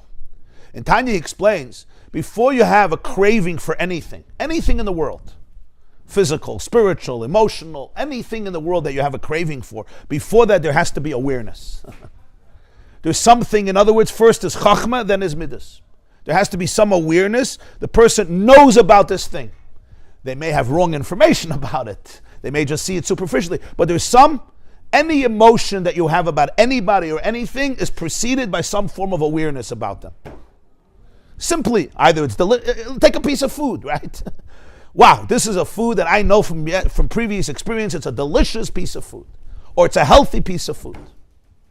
There's some form of awareness. Before any craving, there's a form of awareness. This person, knowing this person, this seems like something I would be excited about. Or this job, or this opportunity. So before any craving, there's some form of awareness, right? That's why awareness are called the parents and emotions are called the children. There's no children without parents. A child is born from a father and a mother. Chochmah is the father, Bina is the mother. Yeah. How does it fit with Nasa and Nishma? We decided to do it, and then we will understand what it is. Nasa v'nishma means there's a commitment to the relationship even before I know all the details of what the other person wants. In other words, Eliezer comes to Avram Avinu and says, I want to be yours. What that looks like, you'll already give me the schedule after. I am so in awe of the opportunity to work for you, you don't even have to tell me what the schedule is. If it's 9 to 5 or it's 8 to 6. Nasa v'nishma means this relationship I'm in. What is exactly going to look like? What a mitzvahs I need to do? You'll tell me afterwards. I'm in love with you. So you see, the excitement came before the understanding. Right, but there was still an awareness. Remember, Nasa v'nishma happened after the Exodus of Egypt, after Kriyas Yamsuf, after the 10 plagues. Yeah, they saw. Nasa v'nishma is not a crazy thing. In other words, if somebody comes over to me and I don't know him, he comes over to me and says, I want you to start working for me. I'm not going to tell you what the job is. For me to say Nasa v'nishma, I got to be crazy. Right? If somebody needs a job, right? Somebody hires you and say, I'm going to hire you, I'll pay you, but I'm not telling you what the job is and what the hours are. You don't sign a contract. Why not? Nasa v'nishma. Nasa v'nishma to the Ein Sof, yeah. He took you out of Mitzrayim, he did Kriyas Yamsuf, good idea. But Nasa v'nishma in the wrong context is not the right thing to do. So there was always an awareness, Nasa v'nishma, because there's an awareness. This is a relationship that is very, very special. They were aware of plenty. Vayiru amas Hashem, vayaminu b'Hashem v'mayishavda. This is all before Nasa v'nishma. But it didn't process through the midas, what I'm trying to say. It's like it didn't process through the midas. They were committed, yes. But there was a deep desire. They knew enough. They saw enough to say, this is a relationship we want. We want to be here. Even though they didn't know all the mitzvahs, that's true. But there's some type of awareness before desire. So that's what he says. So first it's in the Kayach HaChochmah and the Seichel and Yediyah. It's known. Then you can develop a passion about it. Now my body responds to it. Now, after that, it goes back to the brain to think about it. Now is implementation, execution. Till then, it's not so much about oisius. It's awareness and it's emotion. But now is thinking. I want to now get to the goal. So now I think about it. How do you do it? Then I talk about it and then I do it. Just thinking won't get me anywhere, right? Just talking and think and acting without thinking is also not going to be productive. So once there's awareness, then there's desire. That's still before oisius. Then there's machshava where there's oisius, then there's dibur where there's more oisius, and then there's maisa. Al derech zel havdalav dalas ein ketz gam lamayla shekadei sheyuchal liz brasiv yitzartev afasisiv tzarech liz seder ishtalshlus be'eses sviris gufa shemabchines ha-chochmah tzarech liz nimshach b'chines ha-midis u'min ha-midis nimshach b'sviris ha-malchus. So the same is true by Hashem. For there to be bria, yitzir and asiya, which as we said is machshava dibur ha-maisa.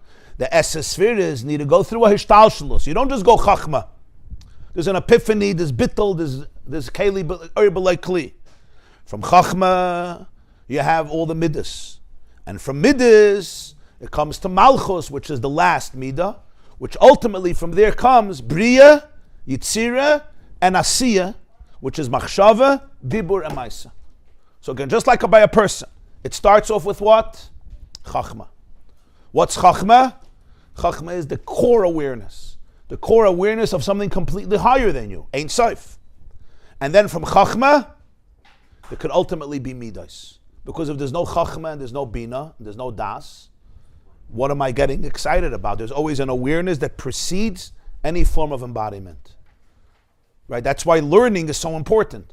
Because emotions are where it's at. But without learning, the emotions don't have a map. You need to be able to have a map to know where you're going, how you react, right? You could be in the most beautiful place in the world, but you don't know what it is. You just know it's beautiful, it's amazing. When you have a map, you see what it is, then you can appreciate it, you can understand it. And then there's also an awareness of what this thing is. So it starts off with awareness. You just put it on vibrate. You need to ask your 6-year-old how to do it. You start with awareness. Then from there it goes to emotion.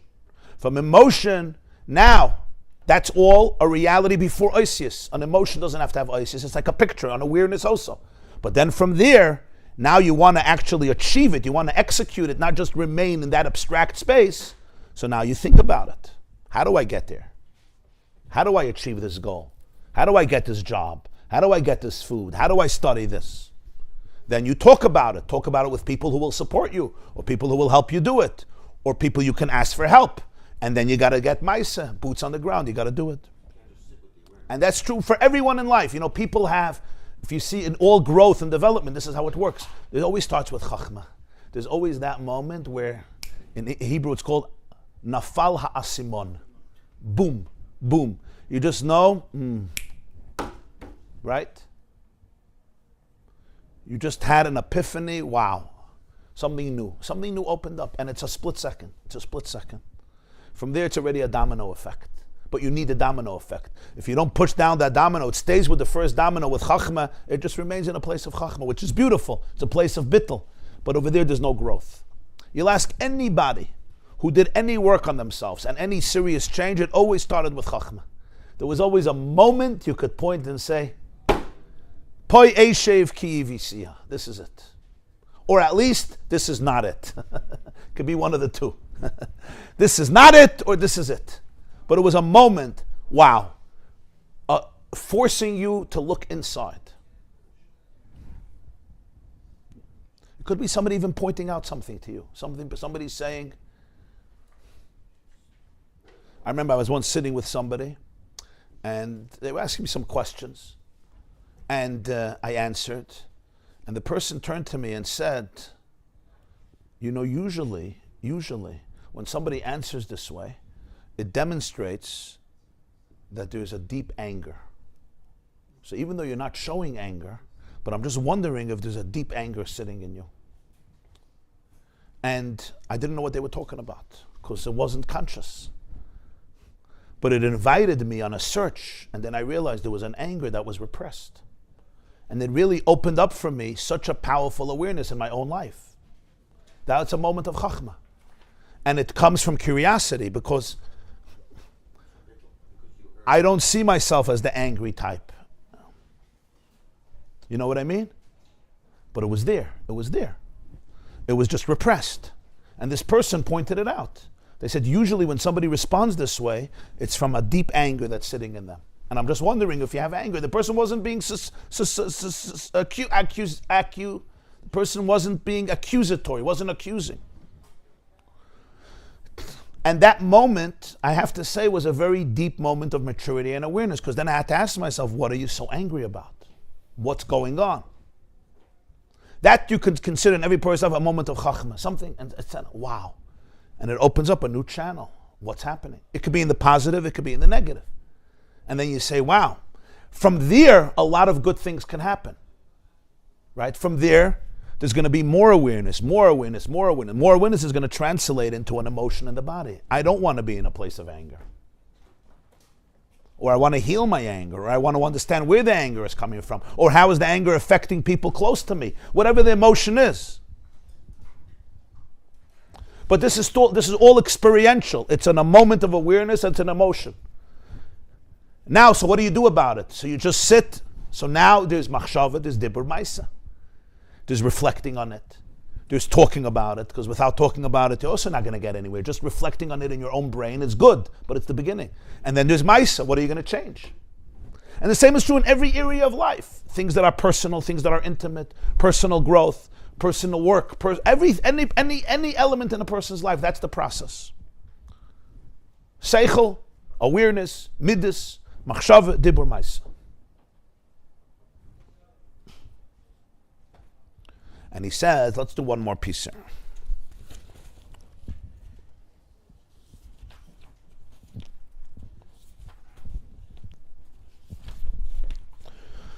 To understand this more, The hine oisis hamachshava v'adibur eina misave me'amidas shebelev. The words, letters of thought and speech don't emerge, are not created from emotions. Even though emotions come with thoughts, right? When you have an emotion, boom, you start thinking and you talk, if you want to talk. But here we see something. Even a baby, a child, a young child has emotional experiences. Not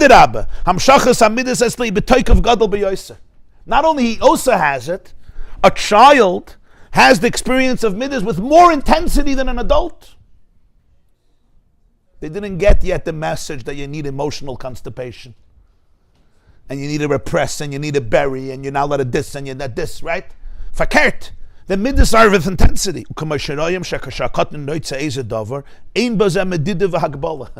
You see, when a child wants something, there's no limitation. There's no like, wait an hour, or wait a few hours. No. The Rebbe said in Yiddish, weint, schreit, mont, he says three things. He cries, he yells, he demands, and you can't relax him. You can't say, well, mommy is tired, I didn't sleep last night. But he still can't speak. We're talking about the age of an infant who can't talk. So you see, there could be very intense emotions without words. You see, when the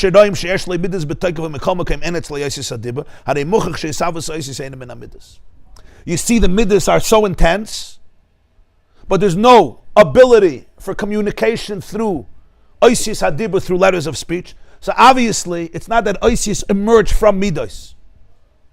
It's like midas are the seed from which the plant comes out. Midas is the seed, is the seed from where words come out. That's not the case.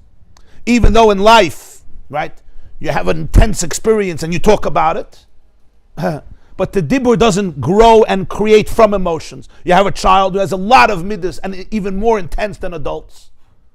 And it's very hard to relax him. His emotional life is very, very ferocious. And this is important to understand. Children have very deep emotions. Just because they don't speak doesn't mean they don't have emotions. It just means they're not communicating it through words. But they have very strong emotions. Very strong needs of attachment. Emotions is a need or a fear of attachment. So it's very, very intense. And you need to be in tune with it. But there's no words at a certain age. Nor can you say that oisius emerge, okay, not from emotions, but they emerge from ideas, from awareness, from intellect, from conscious seichel, right? Just like a seed, the tree grows from the seed. So oisius grow from seichel agoli. That's not the pshat.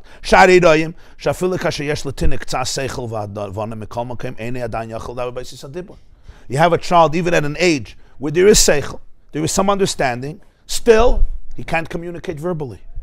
And if he can't communicate through speech, it means also the oisius of thought that precedes oisius of speech are also not formulated in a certain way. It takes a time for the baby to grow up more.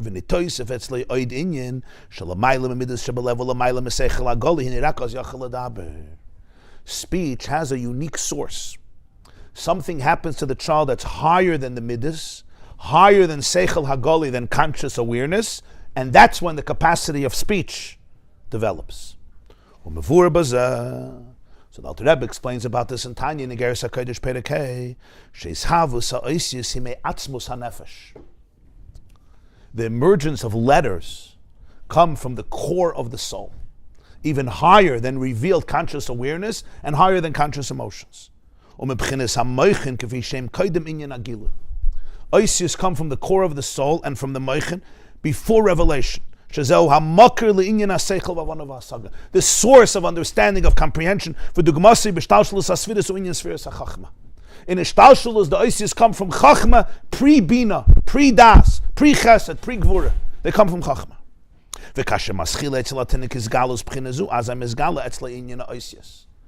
When this state of the child is revealed, it's always there, but when it starts being revealed, that's when the child starts putting together words. Till then, there could be very powerful emotions. There are very powerful emotions, and even stronger than by other ages. As he screams, he cries, he demands, and it's hard to relax him and calm him down until he gets what he wants, or till you assuage his fears or his concerns. There could be awareness, but there's still no Atzilus, because Atzilus are rooted actually in a place that's higher than Midas, and higher than Moich, and higher than Seichel, higher than awareness. It's rooted in Etzem HaNefesh. It's rooted in a place that's prior to the conscious, developed intellect, which we're basically calling Chochmah, which is the bridge between the unconscious and the conscious.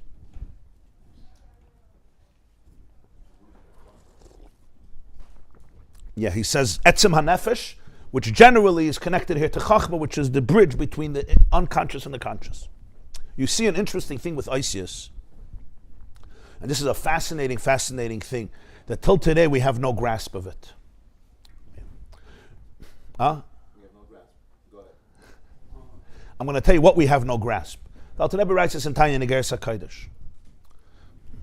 If you want to play a violin or you want to play a piano, right? I don't sit by the piano and say, I would love to hear the song, Hashem is here, Hashem is there, Hashem is truly everywhere. I would love to hear that song. Da da da da da da da. And then suddenly, my fingers just go on the right note and get to the right song. It doesn't happen that way. Not on a cello, not on a violin, not on a piano.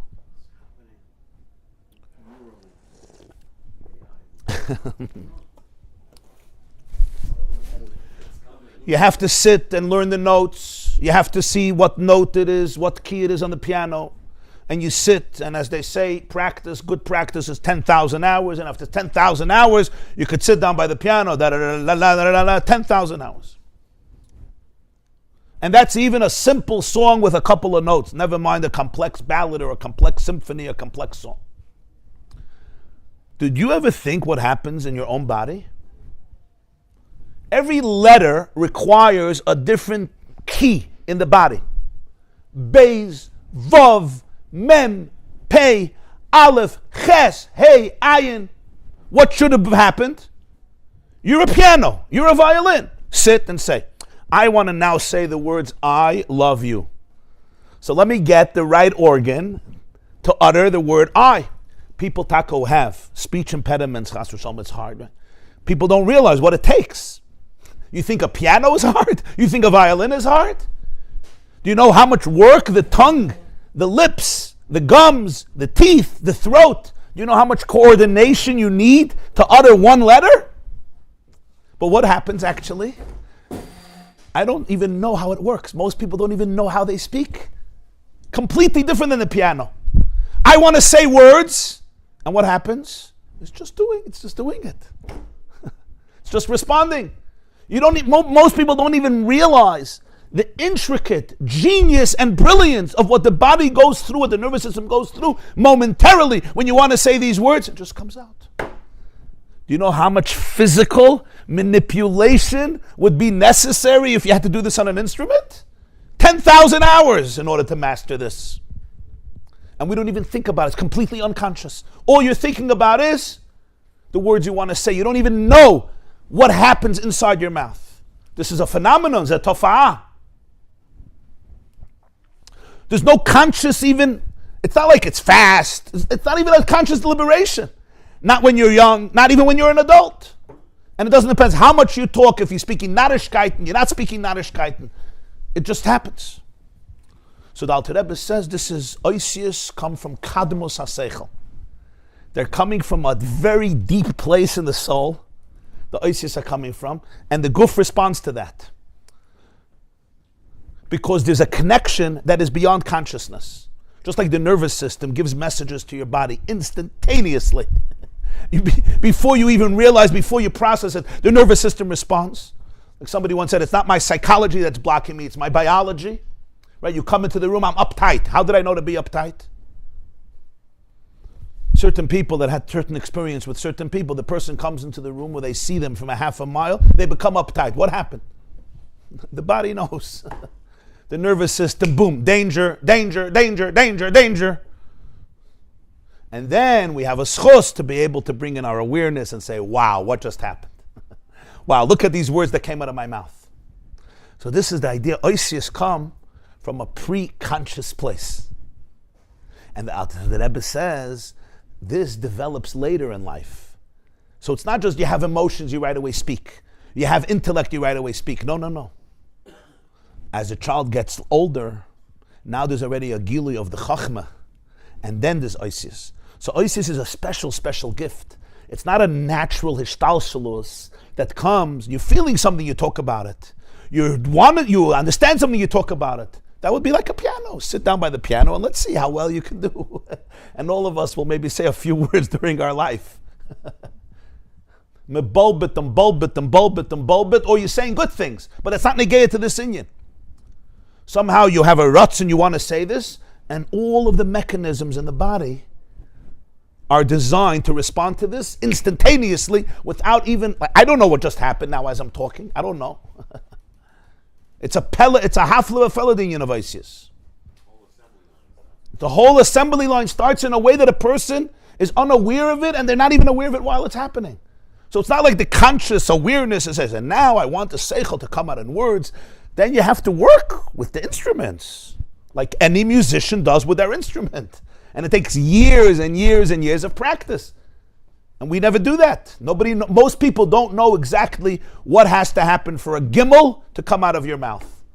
Or a ja, or a sha, or a ta, or a ba. Most people do not know. When you even speak about the hey mitzvah sapeh, there's hey mitzvah sapeh. Most people don't even know. Aleph, ches, hey, ayin come from here, and beis, vav, mem, pei come from here. Excuse me.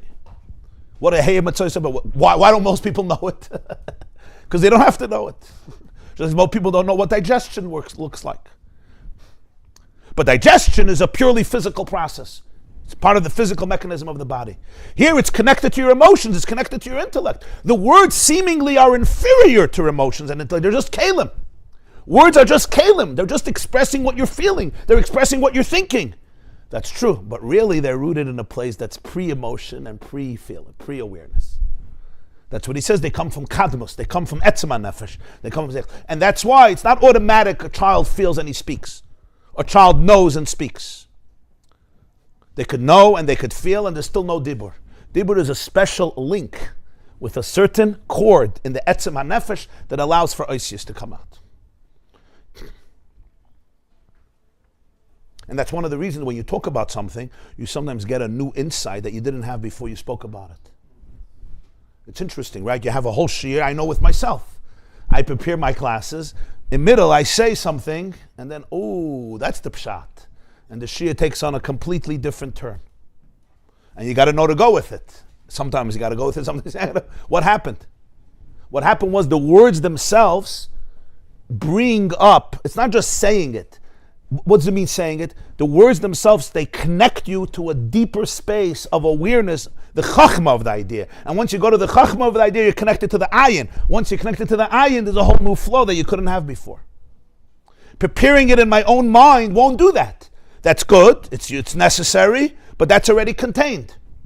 The oisius themselves are links to a place that's more subconscious.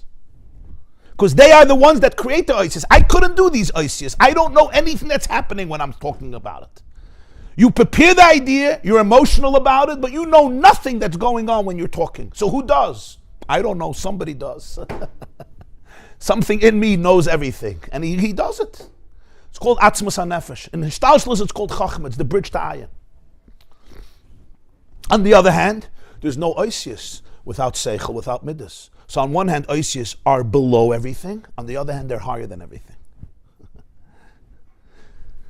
You don't just go ba ga da. Oisius adibur are cohesive, are coherent. So they're containing an idea or an emotion, but they're higher than the idea and their emotion. So it's interesting. The way they come out, they're lower than seichel and midas. In their source, they're higher than seichel and midas.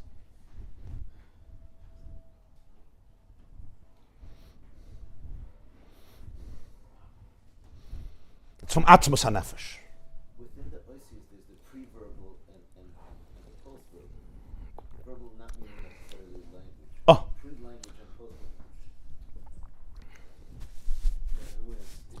So when you only know about the oisius, the way they come after seichel and midas, that's called verbal. But the oisius themselves are rooted in pre-verbal. They're rooted in a place of atzmus hanefesh. Huh? Must be. I mean, without the letters and the words, there is no information channel.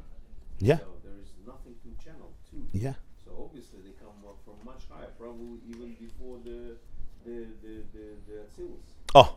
But it says information is anything. Huh? You live in a world of information. So the truth is, because because oisius, their whole point is information to communicate.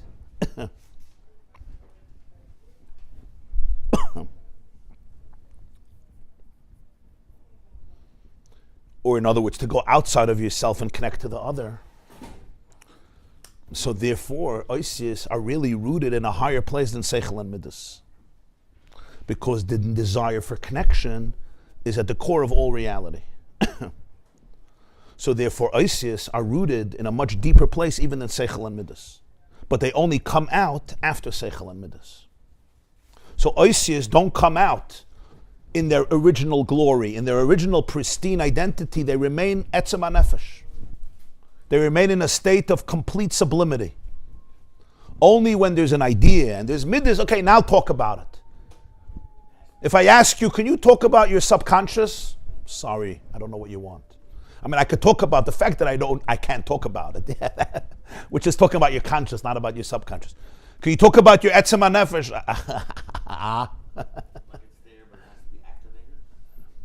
Yeah. The activation, the flow of it comes only through seichel and midas. That's what he finishes here. Let's see the end. Umizem movin. You see? Okay. Ach mikol makoim. The line starts asay. Ach mikol makoim hinei oisius shechosh medaber b'hem ba'inyan sheyesh le'am shachel of midas shebelev. Oisius come from etzem hanefesh. But the letters that you're talking about is something that you feel for. That's why you're talking about it. Or you understand. So to have oisius, you need two things.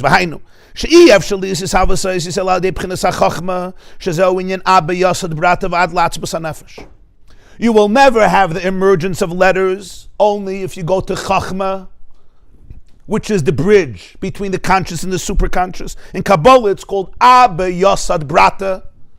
The father is the foundation of the daughter. A father and a daughter have a special relationship, more than a father and a son.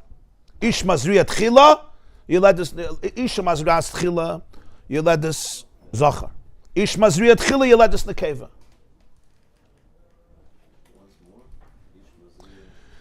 Isha ki sazriya v'yolda zachar. So the Gemara says, Isha mazriat chila is a male. Ish mazriat chila is a female. The Tzemach Tzedek was the third Lubavitch Rebbe. He didn't want to become a Rebbe. After his father-in-law passed away, the Mittler Rebbe. The Mittler Rebbe was his father-in-law and his uncle. So Tzedek's mother was a sister of the Mittler Rebbe, and she was a daughter of the Alter Rebbe. So the Mittler Rebbe was his uncle and his father-in-law. He married a daughter of hers. So one of the older Chassidim said to him, and this was very, very persuasive. It's interesting that this persuaded him. He said, you're the Hemshech of the Alter Rebbe. He said, I'm not. So he said, no. Ish mazriat chila yeledus nekeva. Das is daimame. Und ish mazras chila yeledus zacha. That's you. Your mother is from the Alter Rebbe, and you're from your mother. He was actually a Yasim. His mother passed away very young. What's my point? Abba Yasad Brata is a term in Kabbalah. The father is the foundation of the daughter. Brata is daughter, Abba is father. So Chassidus takes everything and says this is a whole perspective on life. Abba is Chochmah. Brata is Malchus, which are oisius of Machshava and Dibur. That's why women are very verbal. The Gemara says, Asara kabin sicha yardu la'olam. Women are very verbal. They process things while they're talking about them. You know that. Men, this is a good thing to know. Men, they talk about it after they finish processing it. At least the way they know how to process things. That depends on how mature the guy is, the man is. So once I process, what's there to talk about? The woman processes it while she's talking. You talk about it, that's how you process it. Men don't know this. So they're like, Ma yesh ledaber, echlatnu. We decided we're not going, we are going. Let's talk about it. So it's a waste of time. It's not a waste of time. Men process pre-speech.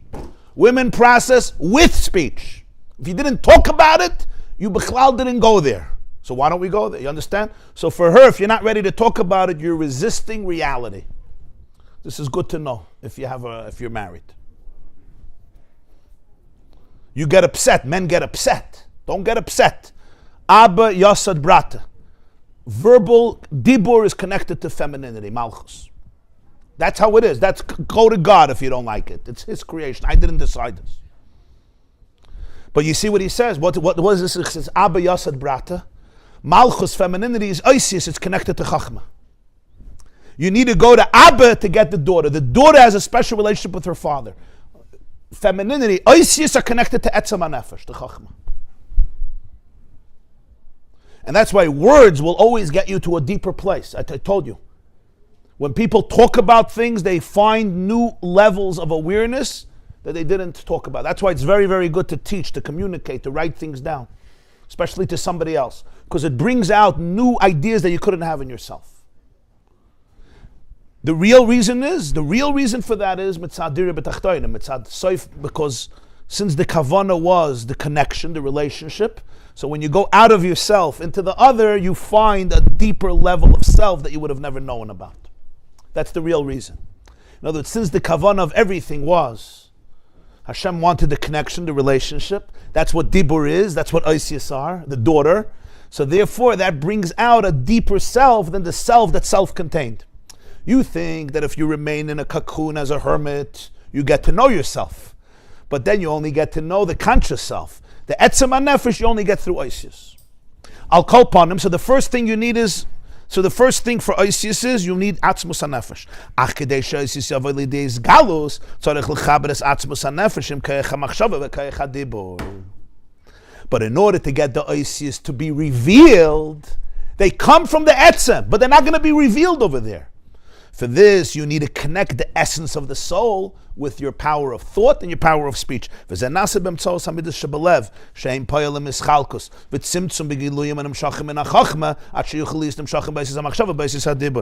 is where emotions come in. Emotions create the tzimtzum, the filtering of everything that comes from Chochmah, to the point that there could be thought and there could be speech. And that's when the Isis come out. So it goes back and forth, back and forth. So the Isis come from Atzmus HaNefesh. That's where they're rooted. But they're not activated. They're not coming out. They're there. It's like a storage house. It's like a bank account, subconscious bank account. That's where all the Isis are. That's why the child can feel and understand and still not talk. Because Dibur, you need a special activation link to a very, very deep place in Atzmus HaNefesh, which the child has. Okay, the child has that even more, but it's all in a pre-verbal space. For the verbalization to come out, you need to connect the Atzmus HaNefesh to the conscious Kayach HaMachshava and Kayach HaDibur. That's what he says. And this is where Midas come in. That after you have Chochmah, and then it gets embodied, and it comes out in a very revealed way in Midas, then actually start letters. First there's letters of thought, and then there's letters of speech. And both are letters, both are concept of Isis. In Machshava, it's more intangible, and then the Dibur, it's very tangible. It's like literally playing an instrument, but without needing to play an instrument. It's almost the instrument is responding to your desire. Usually when we play an instrument, I need to tune into the instrument. The instrument is not tuning into me. The violin doesn't say, which song do you want? I'll just play it. Unless you pre-programmed your piano, of course. We know that. Here, the instrument tunes into me completely.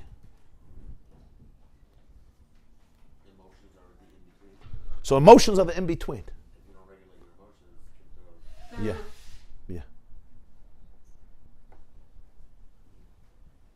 So that's the paradox of Isis. There's two things. On one hand, Isis come from the Etzem, from Chochmah, but the way they actually emerge, they're always going to be containers. They're kalim. They're contained either an emotion, which comes from an idea. So there has to be the element of Chochmah and Bina, the Gili of Seichel. And then that comes into Midas, and then comes active Machshava and active Dibur.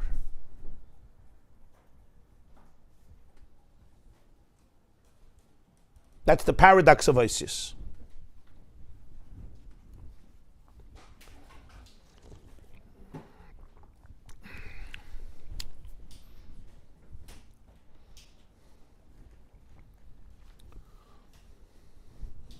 Perfect timing.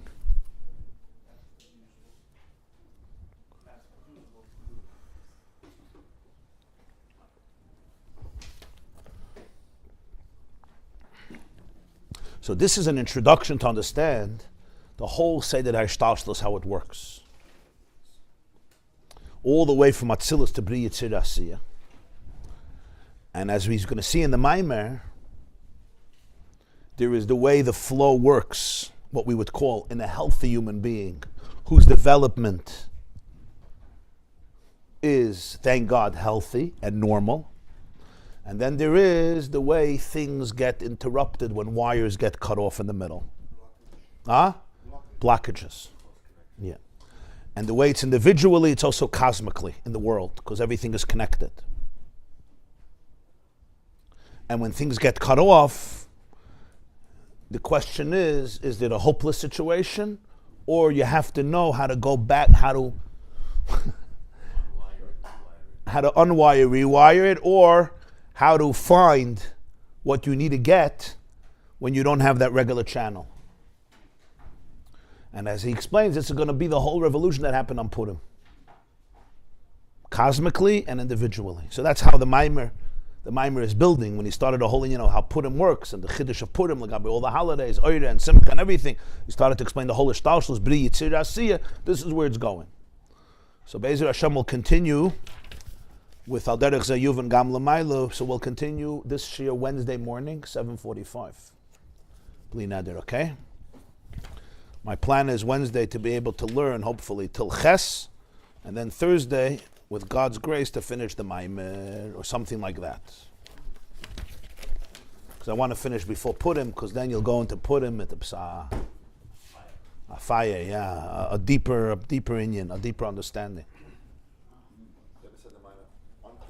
This was said at the Purim Fabrengen, Purim Tovshin Yud Beis. On Purim. You mean Friday night? Purim is Friday. The Rebbe said this Maamar Purim at the middle of the Fabrengen. He would say a Maamar. The whole thing, slow, yeah. It was Mazbeh. The Maamar was almost an hour. Almost an hour. He said slow. It's on tape. It's recorded.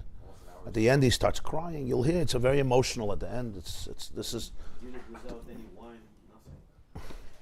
is the wine. This is the Adalayada. You don't have better Adalayada than this. What's Adalayada? People jumping. Well, the Rebbe said it as it says here. He didn't.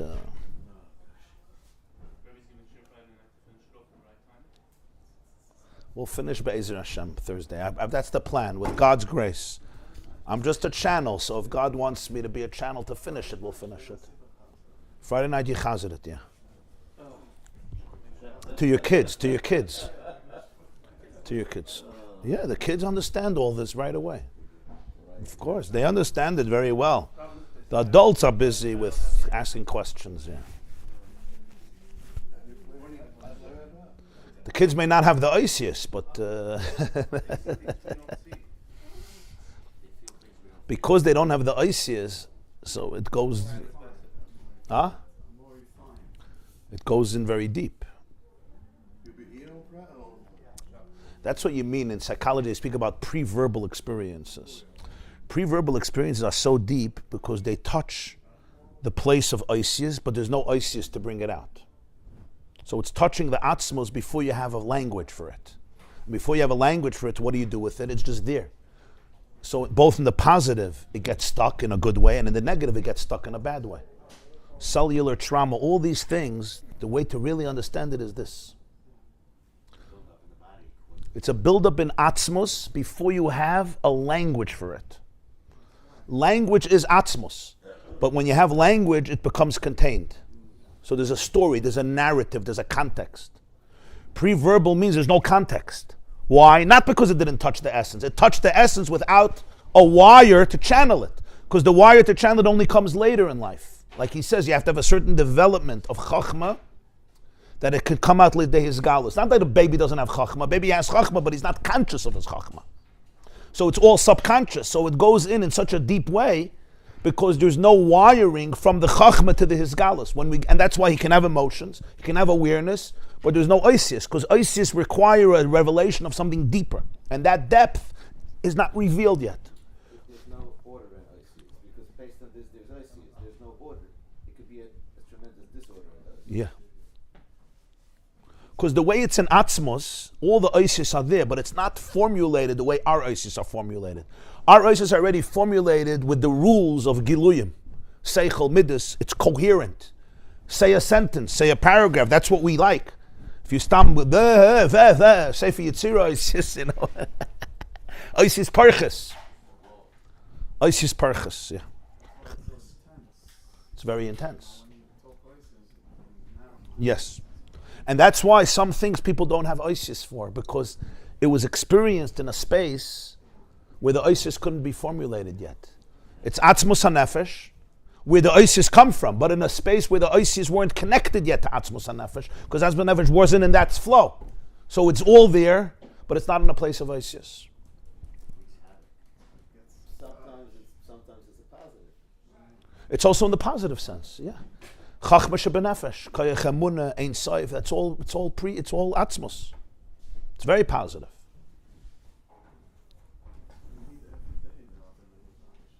Ah? Adalayada. Oh, always. Yeah. Of course. Every day you need Chochmah. You need to let go of everything and start all over again. I know nothing. Ich weiß gar nicht. The Baal Shem Tov said, you know what Baal Shem Tov said before he passed away, yeah? You don't know. Baal Shem Tov said, Ich bin ein Nar.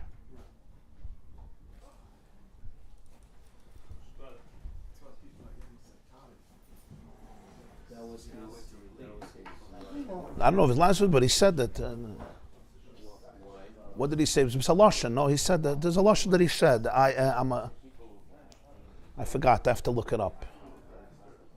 His point was that I'm ready to start all over again. I'm not fixed by anything.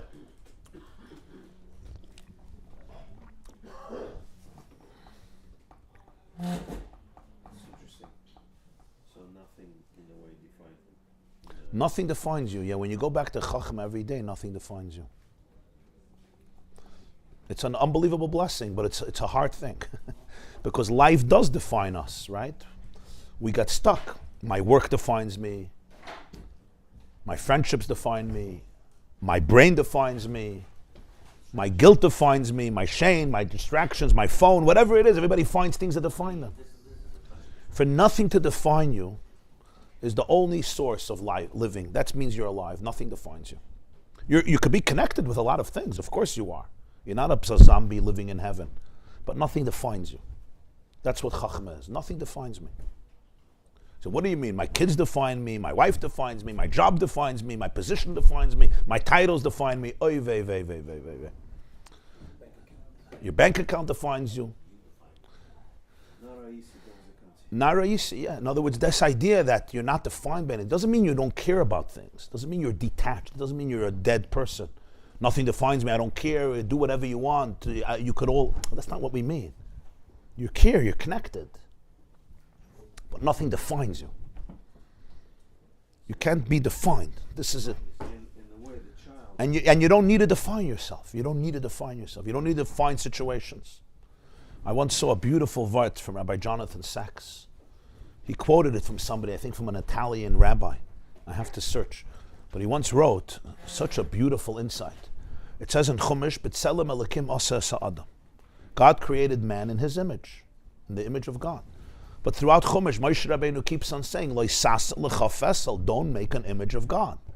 You're not allowed to make a pesel of God. And then you say, God created man in his own image, but I thought God has no image. So he writes, that's exactly what the Torah means. God created man in his own image, and God has no image. To teach us that the true human being also has no image. A true person, a true Adam, is somebody who's B'tselem Elokim, who doesn't have an image. He's imageless. A true person doesn't have an image. This is who I am, and this is who I'm not. So this is my image now. I could choose this image. I can also choose another image. This is not the idea of being spineless, like the guy who said, I'm a man who has principles, and if you don't like them, I have other principles. That's not what he means.